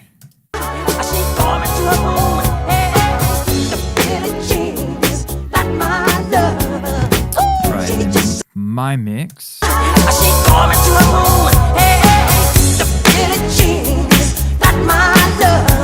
Hello, welcome back to the Mix Academy. I'm David Glenn with themixacademy.com, and today we're mixing Michael Jackson. So it's been about a month or so that I've had my hands on these multi-tracks. One of my VIP members, Mr. Danny Miller, hooked me up, said he wanted to brighten my day.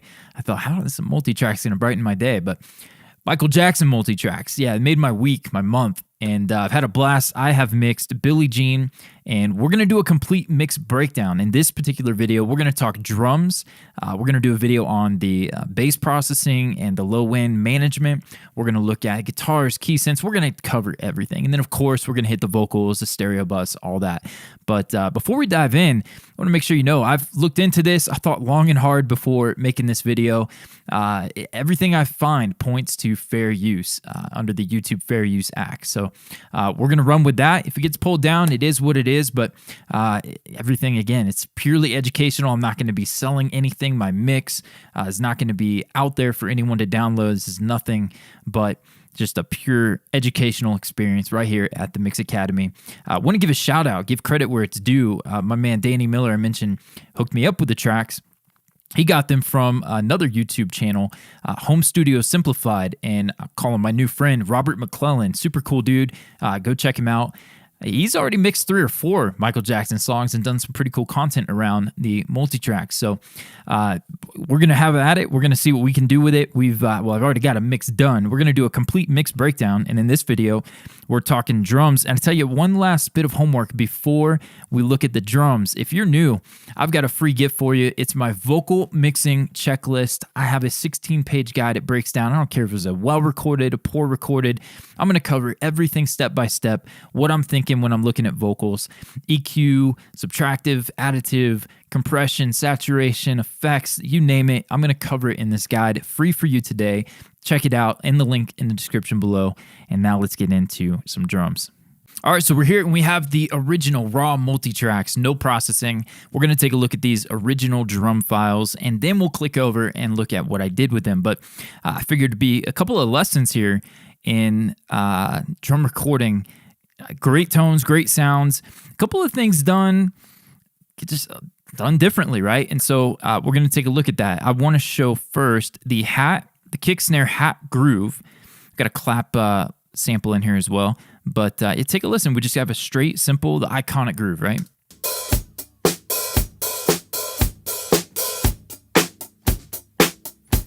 Clap comes in at the chorus. Straightforward, sounds great. The iconic groove there. Something different than what. Long time before I was a mixing engineer, I was a recording engineer. It's how we grew up. Recording records and then transitioned to become a mixer. When I would record drums, typically I recorded the kit as a whole. In a few situations when I felt like it was appropriate, I would have the drummer isolate the tom sounds, record the kick snare groove different than the toms, and that would be so that when we came to mixing, the mixer would have flexibility to crank top in on the toms, really shape and use those without having to deal with bleed. Nowadays, we have the great gate from Steven Slate Digital's drum gate. You got the filters, and you can kind of prevent the cymbal bleed from getting in there. I show the tom trick a ton. I think I've done a video on the channel about that, where you can go through and high cut all the toms just after the stick hitting the head. Well, in this case, they've got the toms recorded with the cymbals. So not sure what the thinking was there. This might be something where if you had someone sent you as a mixer some drums that were programmed and they layered toms over top of the beat, you kind of get this four-arm drummer thing going on. You might poke fun and say, hey, let's isolate that so that a real drummer is not going to play all those parts at the same time. Let me show you what I'm talking about here. We've got the toms with the cymbals, okay? And those go over the groove.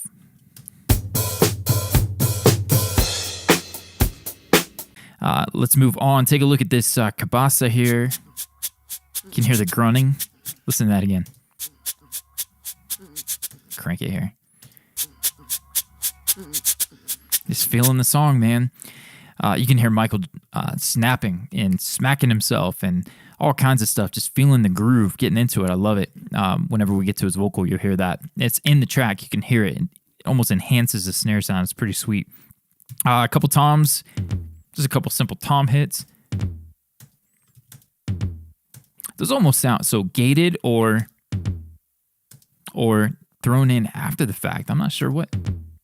Yeah, not sure what's going on there. Maybe some after post-processing on the track. And then this last cabasa, I don't know what this is. Couple spots it wasn't playing for me, and it's routed correctly. Who knows what's going on with there? Maybe a Pro Tools glitch. But so those are the original live drums. Let's take a kind of a listen from the beginning. Something cool here. You can really, I could play just all the raw multis from this point. You can hear them count the song in. Billie Jean, take one. Bruce Woodine.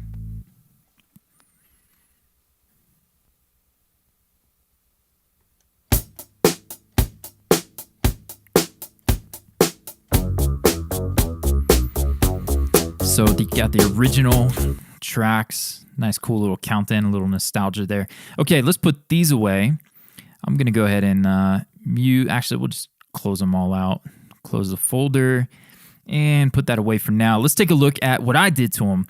I don't know if I mentioned this, but my vision was to listen to the original, the reference, use that as a reference to kind of guide my decision making. I didn't want to do a brand new mix of, a classic song like this. Who am I, to do that? So my thought process was take this classic song and give it respect the reference and give it a modern touch. Who am I to say that? But just that was my kind of thought in mixing this track and having some fun with it.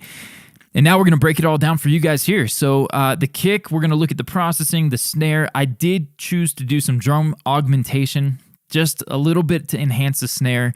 But again, just to kind of give it a modern touch. So let's dive in. So we've got the kick drum. We're going to look at the processing right out of the gate. My go-to is a Pro Q3 for EQ on probably 90% of the moves you're going to see here are EQ moves with the Pro Q3. And I was just thinking, man, let's get some meat into this. Let's get some punch, fatten it up a bit.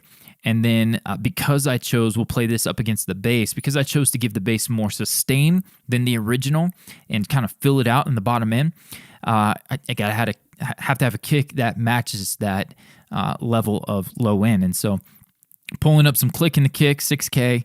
I've got a few frequencies here, the fundamental being around 40, 45 hertz or so. And then pulling up 100 hertz and 80 hertz, just trying to massage and feel up some punch in the kick. Let's play that before and after. And I tell you what, we'll turn all the other processing off. Here's the kick, original kick. We'll pull that up in volume a bit. Great recording. Sounds awesome. Just trying to punch it up a bit. Well, now that volume's going to clip my Aster, so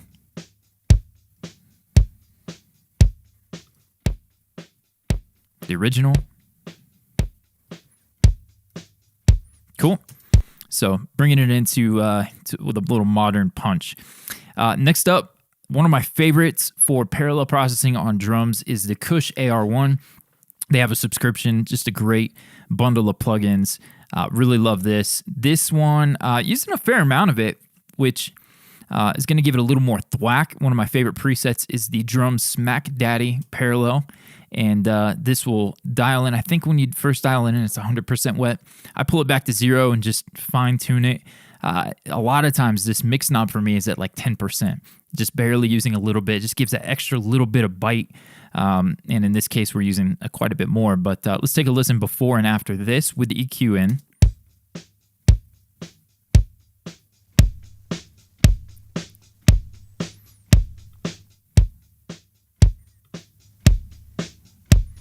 So giving it a little more thwack, definitely can hear the compression, bringing up that kind of low-level stuff, the bleed. I dig it. And then we move on. One of my favorite moves for certainly for kick and toms, and I use it a little bit on snare as well, depending upon the track, is transient shaping. Love a good transient designer, the SPL classic transient designer. Pull up some attack, pull back some release on a kick or something. You want to tighten it up and get it a little more punch. Isotope has one up on the SPL for me. It's a multi-band, and so in here when I unbypass this, you can see we've got 150 hertz, 150 hertz and below. Then we have the mid-range. And then the top end, I mean, it's oversimplifying mid-range, where that's going to be. But I have 3 bands here, and I'm controlling them independent of one another. You can see in the bottom end, I'm really tightening up the sustain. I wanted the kick-bass relationship to be tight and punchy. And the bass is an articulating pattern. We got the kind of arpeggiating rhythm going on. And so when that kick hits, I want it to hit and get out of the way, but to have a decent amount of low end. And so I'm pushing some transient into 150 hertz and below. So we're enhancing the attack, increasing the transient. You can see the settings there, 3.2. And then I'm pulling back a hefty amount, 7.4 on the sustain. And just, you could gate it. I think I may have even, did I use a gate? I don't know if I used a gate or not, but similar to using a gate, but not as dramatic, maybe. Kind of a cool way to do it, and frequency dependent, so multi-band. Over here in the mid-range, I'm using 5 on the attack, 5 dB, I think is what that is. Nothing on reducing sustain there. And then here, I do this all the time. A trick I like to do, I'll boost. You can see on the first EQ there, I put some top end into the kick, right? So I'm boosting 7 dB almost to get that transient, the top end transient to cut through. But I love to use this as my, let's say it like this. I'll use that initial EQ to give me a shape on the kick drum and get the click and the kick, the top end smacking through.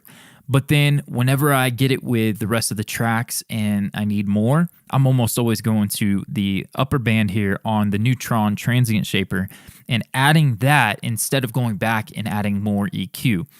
You could do 8K on an SSL, whatever. You're going to get a similar thing, but I like what this gives me over just boosting an EQ. And you can see I put probably 3 or 4, like 5, 6 dB of increased attack in the top end transients. So shaping those independently, take a listen, all that blabbing, what does it sound like? So here's without it, and then we'll actually let's play it with, and then we'll take it away.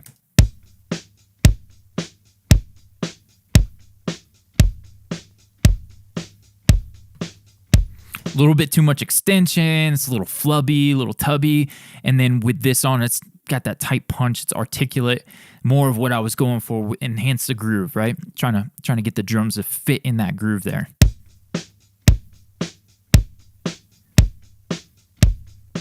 A little lazy, right? So just to my taste, that's what I felt like sounded good. Next up, I send, typically I'll have, you have a kick in, a kick out, maybe even a kick sub. You got the Yamaha sub kick thing and whatever. Sometimes clients will send samples and I want to respect their choice of samples and I'll try to get those. So you have 3, 4 kick mics sometimes. And what I'll do is I'll blend them to taste, process them to taste, and then all of them will meet at my track here called kick level, where once I get the blend right, I still want to enhance it a bit. I'll treat them as a whole. So now I'm looking at them as one kick drum. And so that's where I'll apply sometimes gating, more compression, EQ, saturation, tape, whatever. In this case, we have a simple, just a little more top end, kind of going back against what I said earlier about using the Neutron. In this case, to get it to sit, I used the SSL around that kind of 8 to 10K there for a little more crispy click on the kick on top. And here's what that sounds like with it. And the trimmer to get it up in the mix, I was referencing and I was like, man, the dynamic range in the original, I want to get my kick up a little bit to compete with that feel. I level matched the reference in the original. But anyways, okay, so we got trimmer pulling up in volume. This is not an apples to apples comparison, but you can hear a little more click in the kick here. Almost breaking up a little bit too, yeah.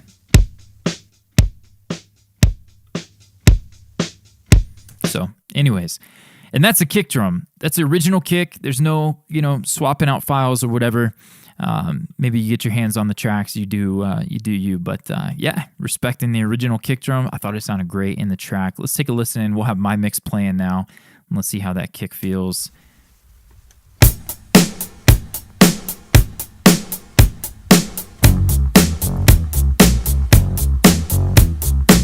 Let's turn off all the processing.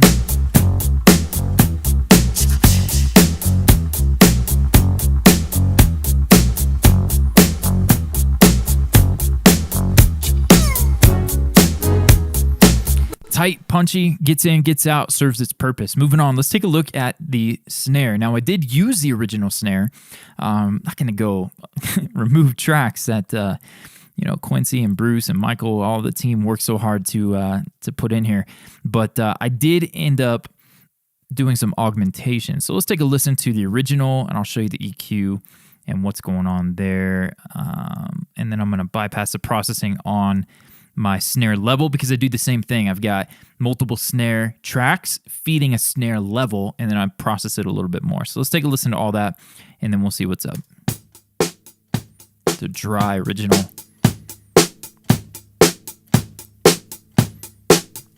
And then EQ-wise, without it. Big volume difference. Basically, I'm enhancing the chunk. Love me a fat snare. I'm not trying to make this something it won't become. That mic sounds like it is a fair distance away, not getting any proximity effect or the chunk or the meat like we might in a modern recording where we're trying to get every instrument isolated. Super cool to have it this way.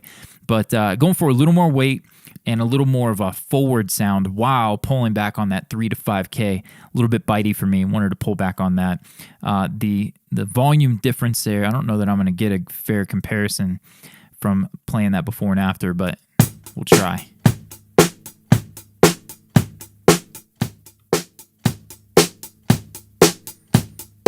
That's a little more flat to me. By enhancing the bottom end, I'm giving a little more transient to the meat and a little bit more of a forward sound. So digging what we did there, let's take a look at how that is used in the overall track. Now I'm going to come back to this drum verb there because I still don't like what I use. I think that that could take, if I was taking more time to do it, I would experiment with some more drum reverb sounds, especially for that intro. Let's play the original here. I don't know why I'm not hearing. Oh, there's just delayed. So that's the original, the classic mix that we all know and love.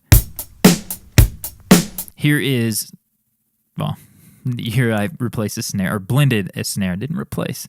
But here is that verb.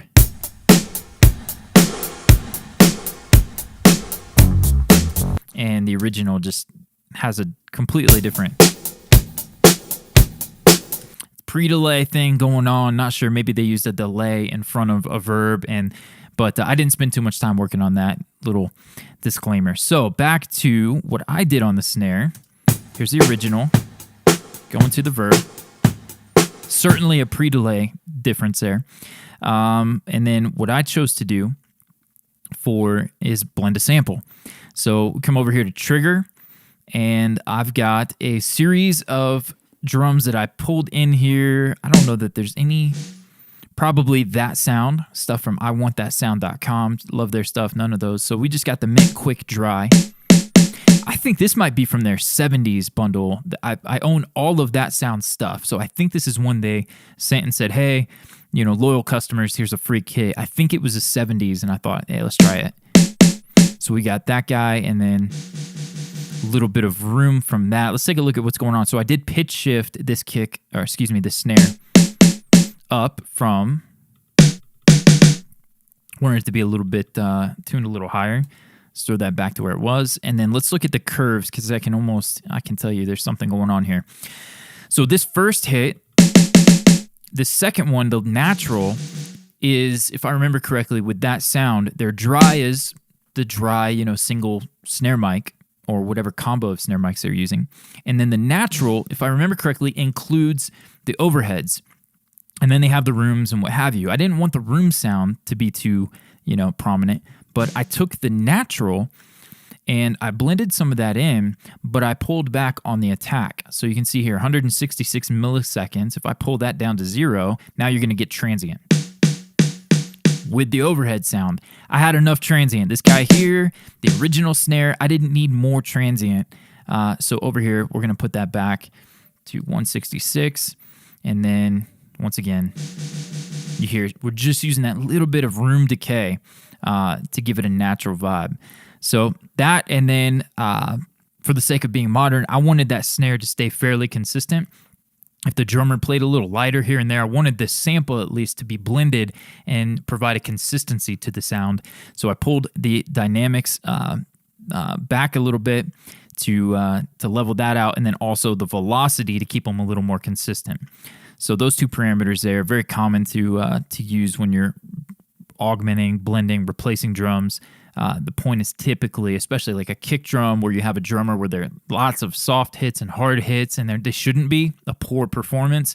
We can go in here and use the dynamics and velocity knobs to reduce that dynamic range. I don't know if you call it dynamic range, but reduce the velocity range and create a more consistent drum performance. And so I'm doing that here to keep that on top. And I'm blending that with the original. So here is without it, and then with it.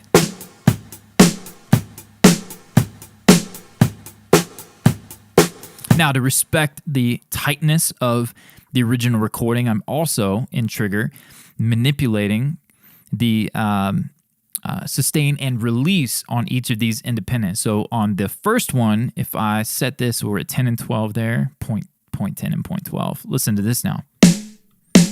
Da, da. So we have that extension, right? Well, coming in here to the sustain and release controls, man, I use these every mix. Putting this back kind of 10 and 12-ish. Doesn't have to be perfect. And take a listen now. Just a nice, tight transient. And we can blend that like I did here. I took out the transient on the second one, but I also decreased the sustain from it. So actually, let's play the snare without View Mixer here. Let's take this guy out and put it back in, and we'll see how much of a difference is that making.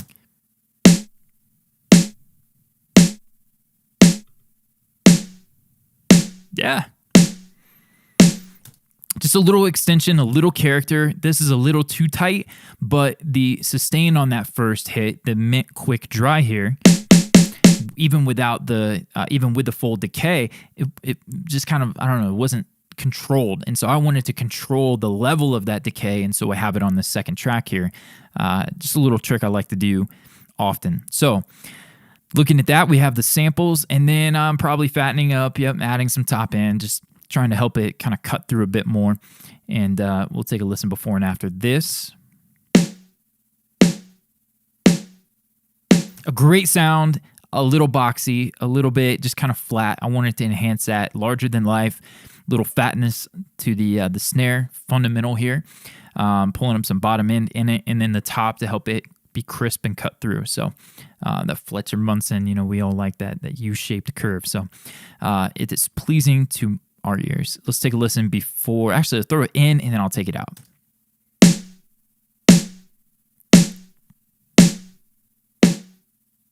Flat, boxy, exciting. So, and there's a volume difference there. We got a lot to cover. I'm not going to go through and I'm explaining it. Not going to go through and level match every single thing. It would probably take me a year to record this tutorial in this case. In this, I don't even know what I'm saying. Let's move on.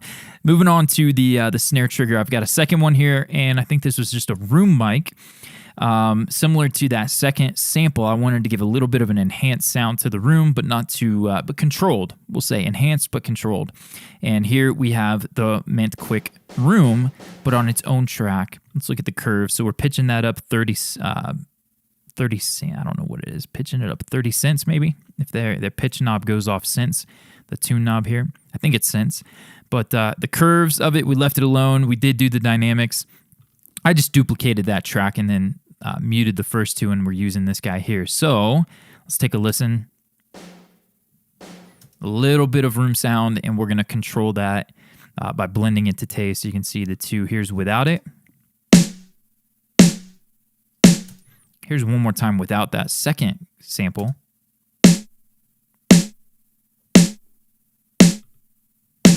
Now with the second, and now with the room sound. It's a little more natural sound. You go blending a sample in. They didn't, without that original snare being kind of a closer, direct sound. I wanted this to be, to kind of wrap around and not, yeah. So anyways, moving on from that, we've got the snare level. So now the original snare, the clap, I believe, is going to go here as well. But the samples are now coming to this snare level track. And once again, we got the Kush AR1. And let's take a listen before and after.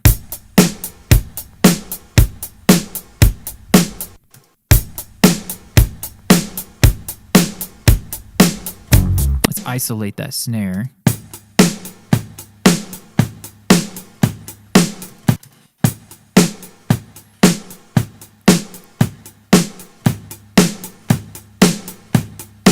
Little bit of thwack, nothing too severe here, just a little bit more grip on the snare drum, enhancing it. And then actually listening back before I started recording the tutorials here, I felt, let's give a little more point to the snare, pull it up a bit. Bruce Swedien, it's got a nice crispness to it. I don't know why I'm not getting, I'll have to go back and adjust my settings, but so I can show you that, but I'll fix that before the next video. Anyways, I wanted more point, and we're going to get it from Neutron, the transient shaper, not in multiband mode here, so just a broad, adding some attack and cutting a hint of sustain.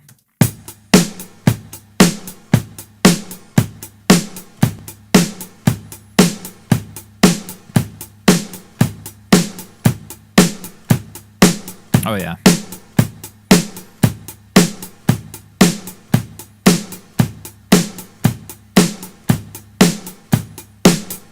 So you can hear that we got a little more point on that snare. Let's move on from the kick and snare, and let's talk about the toms. Now, I've got a tom bus in my template, and I love the way that it makes tom sound. Typically, toms for me, they come just too boxy, too much mid-range, not enough of that fundamental meets crisp top end, stick hitting the head kind of thing. And so I've got a series of processing that goes ahead and addresses that from the beginning. Now, sometimes I don't use it at all, but most of the time I do. And let's take a listen, maybe this loop right in here. For these toms, all three tom tracks, which also was going to affect the cymbals in this case, but it didn't hurt them. It sounded good. Let's take a listen without my processing. Cool. Let's go ahead and boost that level for you. Cool. And then with the processing.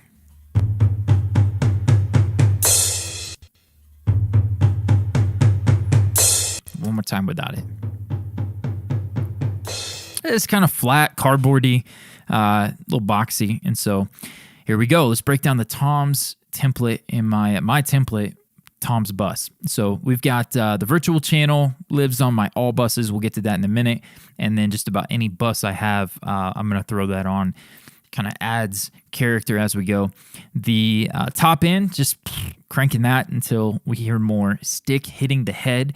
I had a couple of critique customers recently were saying, how the heck do you get your toms to sit right in the mix? And when they sent me the files, I was listening, the low end in their toms was sitting well, but they couldn't hear them. And so I was simply telling them, hey, all you got to do is get the stick hitting the head in, and that attack is going to give you the impression that that tom is more forward in the mix. So always look to that. I kind of look at toms at kind of three sections there, the bottom end, the mid-range, and the top end. I think like in your car stereo, bass, mid, and treble. I'm going to give the right amount of oomph to the tom and a right amount of cut. Sometimes the cut, that top end is going to have to be, substantially louder or more gain added to get them to sit right. But it's about finding that balance for the song of low end and top end. And so here we've got 8K or so. We're boosting 10 dB of stick hitting the head to help that cut through a bit more. Let's take a listen with and without it. Here's with.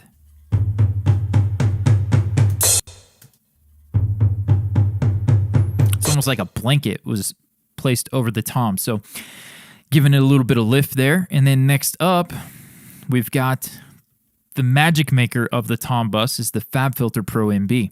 This is a preset that I copied over. I used to use quite a few Waves plugins. And the Waves linear multiband, I think is what it is. There's a preset called Floor Tom 1. This is that preset just copied over into the Pro MB. And sounds great. You can see it's adding bottom end, controlling that that oomph for the pump. That's the punch is gonna come from the tom resonance. Then we're controlling that mid range a little bit up here as well. But stick hitting the head, that top end again is gonna be enhanced and controlled at the same time. So this is not something I created. It was a preset I threw on one day. I was like, man, that really gives it that nice Fletcher Munson curve that I like on toms. Let's throw that in the template, and it's lived there ever since. So I barely ever tweak this, but here's the difference here's with it, and then we'll turn it off.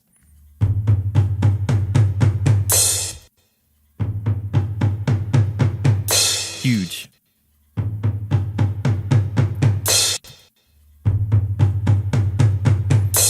So, and this again, for me, helps enhance the bottom end, but also the top, and it gives that kind of scooped mid-range feel that sounds good on a lot of toms in a lot of genres. Next up, I did pull back a little bit at 3 to 5K. You'll hear it. I've got a video that talks about how to prevent harsh mixes here on the channel. Go check that out. I'll link it above, maybe in the description. Managing 3 to 5K is one of the best ways to prevent a harsh mix. And so you'll see me do little cuts like that throughout. Tracks that I feel need a little bit. Anytime I'm going to boost, almost always, when I go to boost up here in the top end, or maybe even something around 1K or so, I'm keeping an eye or an ear on 3 to 5K to make sure that it doesn't get out of control. So anyways, that's what that is there, controlling that. Probably more so for the cymbals on this track, because that's not something I typically do on toms, the tom bus. This is an added plugin. It's not part of the template. But those cymbals, I'd be willing to bet. Let's go highlight and let's put right here. Let's highlight that little section there.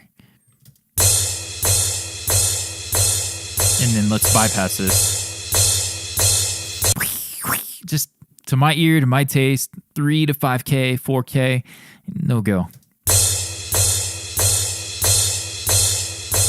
And it's not major. It's not like a huge problem. It's just the sensitivity that I have to it, controlling it a bit.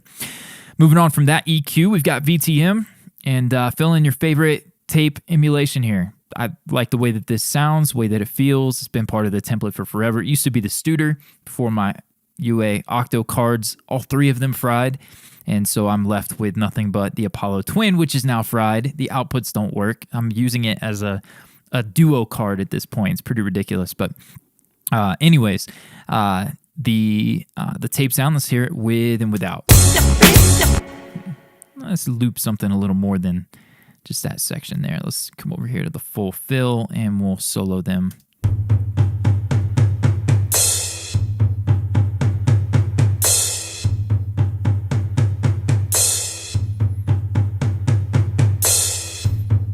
So you got a little bit of compression happening from this. So it's just kind of tightening up the dynamic range a little bit, helping them cut through, sit on top a little bit better. Dig what that is doing.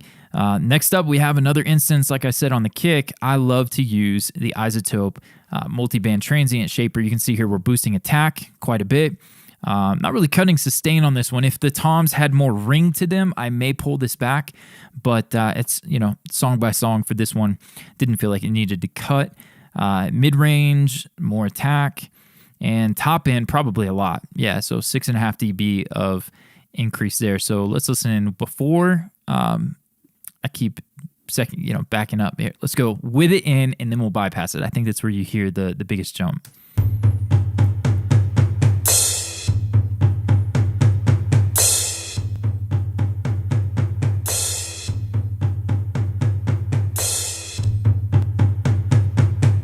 Again, same thing with the snare, same thing with the kick, enhancing the bottom, enhancing the top. And for this, the transient has got a nice character to it now. It's cutting through a little bit better. The toms also go to a series of buses, which we'll talk about after we look at the hi-hat.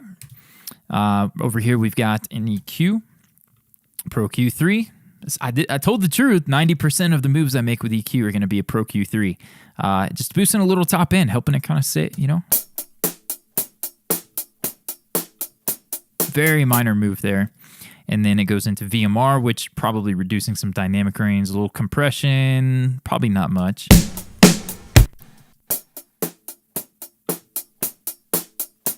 Or a lot, but mix knob down. So we're using this for parallel compression.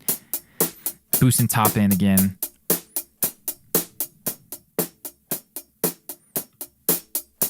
Enhancing the top end, what the hi-hat is serving, enhancing that top end there, just to give it a little more cut. And then from the hi-hat, we move on to the cabasa, which is on the right side. Play those together. Little top end, a little less of that 3K.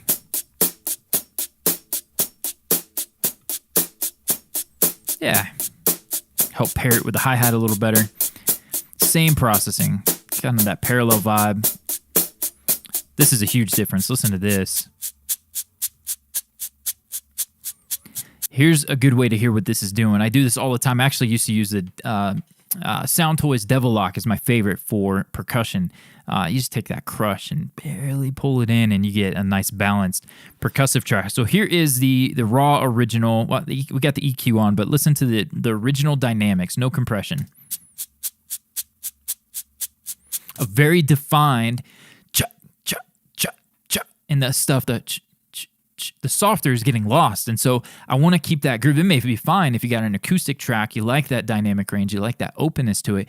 But when you have a mix with all these other elements, you're going to hear ch, ch, ch in the mix. And we want to hear ch, ch, ch, ch, ch. And so what I do is I parallel compress or use the Sound Toys Devil Lock. So here we've got an aggressive amount of compression, high ratio, and then we're blending. You can see down here the mix knob's at 40%. So here's before.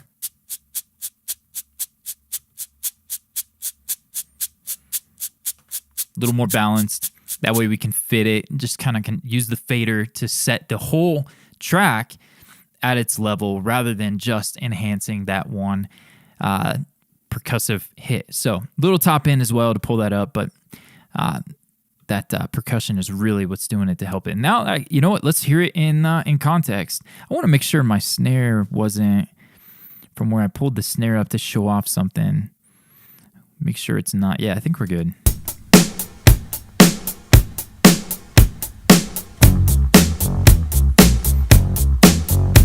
Here where the cabasa comes in, I'm going to have the compression in, and then I'm going to take it out. So in context, you can hear what that's doing.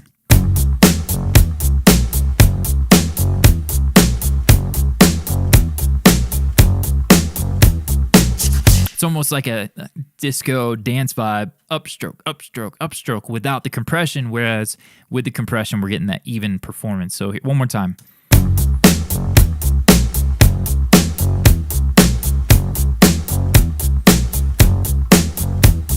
So that's what we're doing there, using compression as a tool to even out the performance there. So we hear the whole thing and not just the articulate upstrokes. So saying upstrokes like it's a reggae guitar. Guitarist here. All right, the curse of a guitarist. Let's move on from the Cabasa. Let's talk about these drum rooms. Almost every mix I do, I'm going to feature a close, a far, and a kind of a large drum room sound. And for this one, is no different. This is in my template. I've got maybe 12, 15 different drum rooms. These are the three I go to most often. And it's using the Slate VSC, Verb Suite Classics, and the good old Bricasti reverb unit. So we've got a Studio B close, the Studio B far. You can see those decay times, about half a second on the close and far.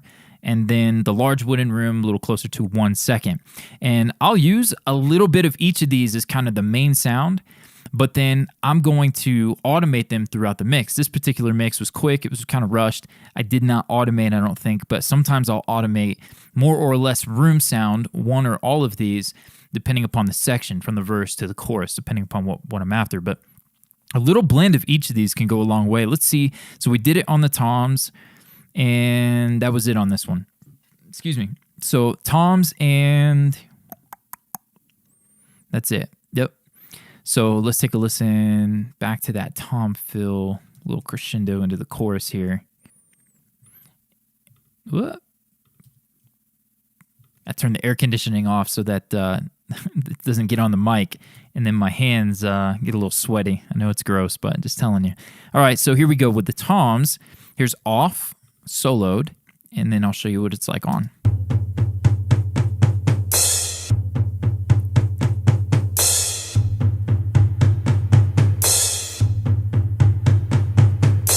We'll turn them off again. Here's the close mic. So gentle,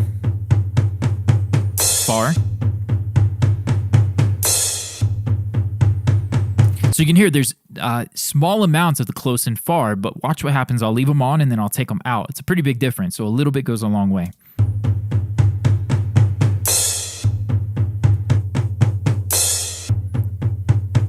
And it's just that space, that natural recording studio decay that you're going to get in a nicely treated room. Great room. Love that. The Bricasti nails it. The Slate comes with their subscription. You can't beat it. The large wooden room, same thing. It's just going to be a little bit longer of an extension here, a little bit longer of a sustain.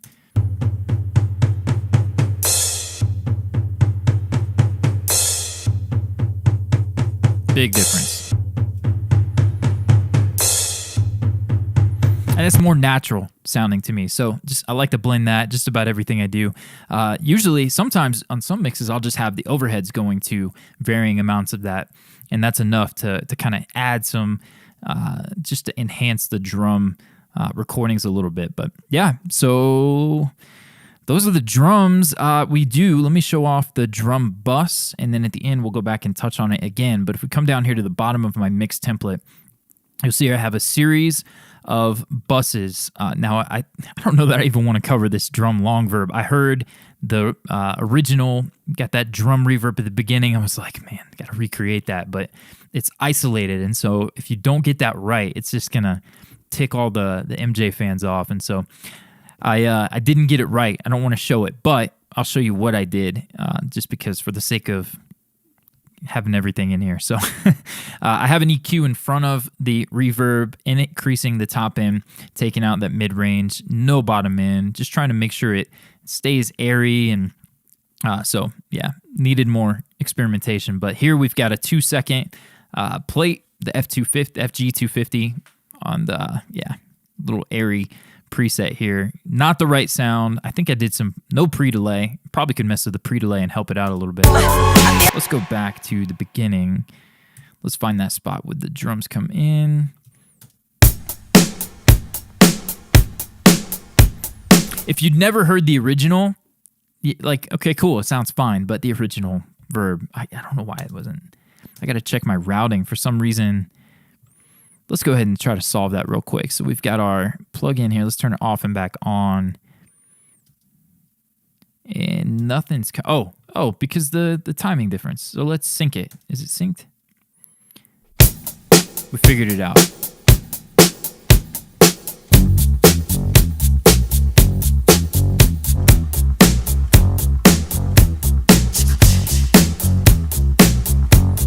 it's not the right sound at all. So we're gonna just we're gonna ignore that part. Let's look at the all drums bus. Sometimes it's crazy. I used to always go to parallel compression on the drums. I'd have the all drums, and then I have a drums crush bus. The drums crush bus is not here because I very rarely use it anymore. I'm using that Cush AR1 at the kick, at the snare. It toms when I need it, and setting that parallel compression to taste at the track. Still could be nice to have just a little grip on the drums, but for me, I've just been using this all drums and then putting a little bit of compression here to kind of bring them together a tiny bit, have them a little more cohesive. So you can see that just a little bit, and I'm barely using this parallel compression at 20% with a couple dB of reduction, so you're barely going to notice that, that gentle kiss of compression. But for the sake of including everything, this is my all drums bus at the moment. Got the virtual mix bus.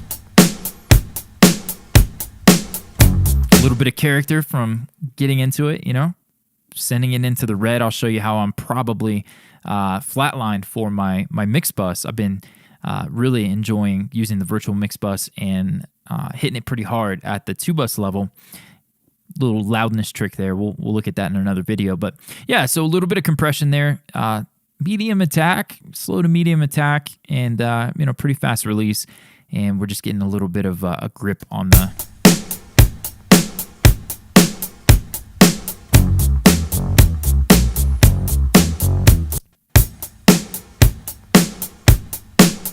You can hear that extra grit we're getting from the saturation. I feel like that little bit of clipping, it sounds pretty good actually. A little too pretty, a little too clean. Now I'm using this in a fairly aggressive way. I don't always drive into the virtual mix bus. It's probably more of a case of I wanted more kick and it just naturally did that. But if I wanted saturation, or if you want saturation, typically you'll do that with better gain staging and add that saturation plugin on your kick track and then use it in varying amounts. But I'm not mad at the way this turned out. So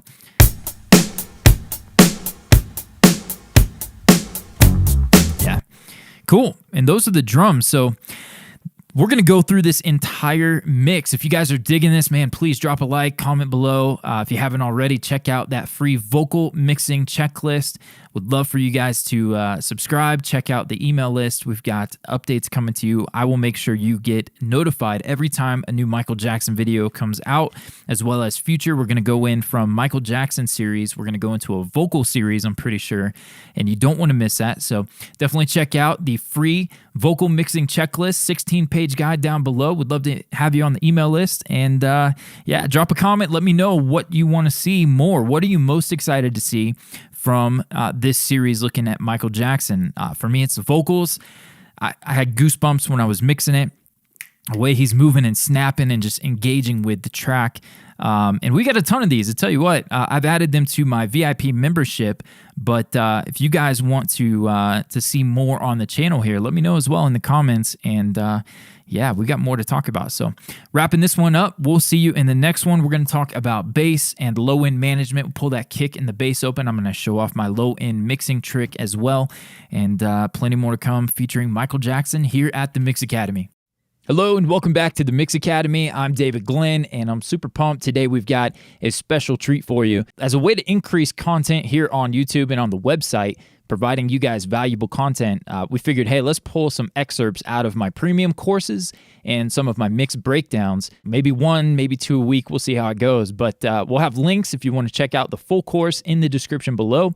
Or if you're on the website, you'll see that below the video. It's just another way to increase value here for you on the channel. There's no obligation to purchase anything, but those links are there for you if you are looking to step up your game a little bit more. Another thing I want to share is we've got free multitracks. We've recently unlocked the entire archive of the Mix Academy. You can download these multitracks, and yes, you're going to be able to use these on your resume. There's no obligation to purchase anything. You join the email list, you're going to gain access to that.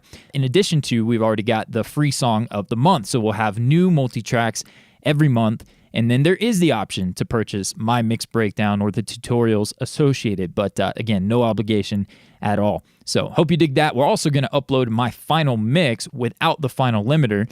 Those of you who are into mastering, you'll be able to take my final mix, work your magic, and then use that on your mastering portfolio as well. So hope you dig that. Lots of new exciting things happening here at the Mix Academy. Don't forget to check out the email list at themixacademy.com, and we hope you enjoy the following tutorial. Let's look at mono room sound.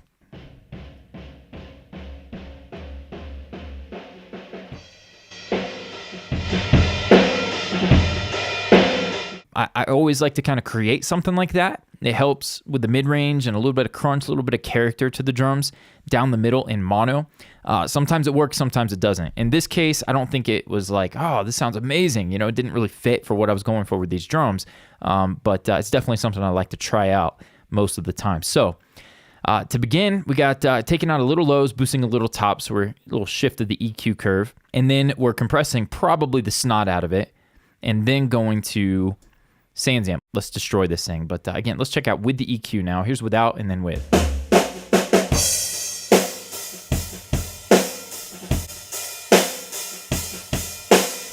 Yeah, just taking out the low end, really boosting some top. It's going to help crunch it up a bit when it comes through to this stuff. Here's the compression out and then in.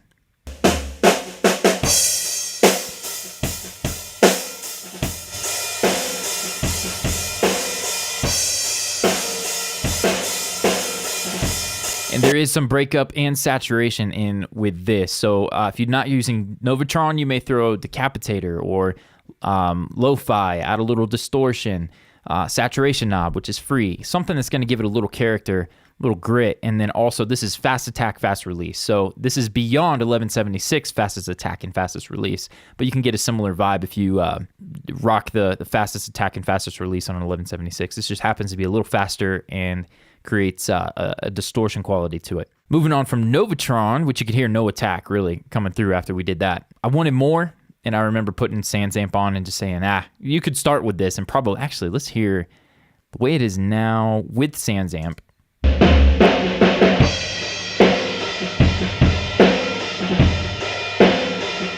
And then let's turn off the other two plugins. Yeah, okay, so it is a big difference. I was thinking you could just throw SansAmp on and call it a day, but that compression definitely helps, and the EQ is shifting it to focus on the top end to try to help pull out some mid-range with the drum kit. But one more time, let's hear no processing and with all the processing.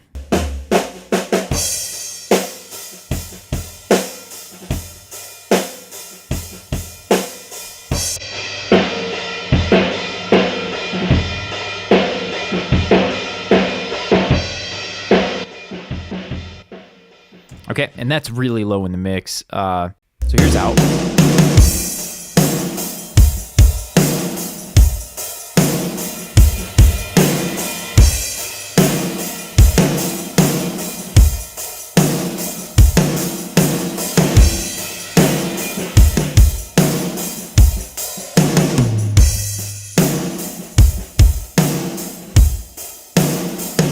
So you can hear how it kind of cleans up there. We're not using very much of it, but I will say I actually prefer this when I have program drums or I take the time to create it myself. I like to send just the kick and snare to it. I actually don't even like the way toms distort and break up. I like to keep them a little cleaner for most projects, but the kick and snare sent to create this can be really cool. Can be a lot of fun to blend that in and give a nice vibe too, or just the kick or just the snare, depending upon the song.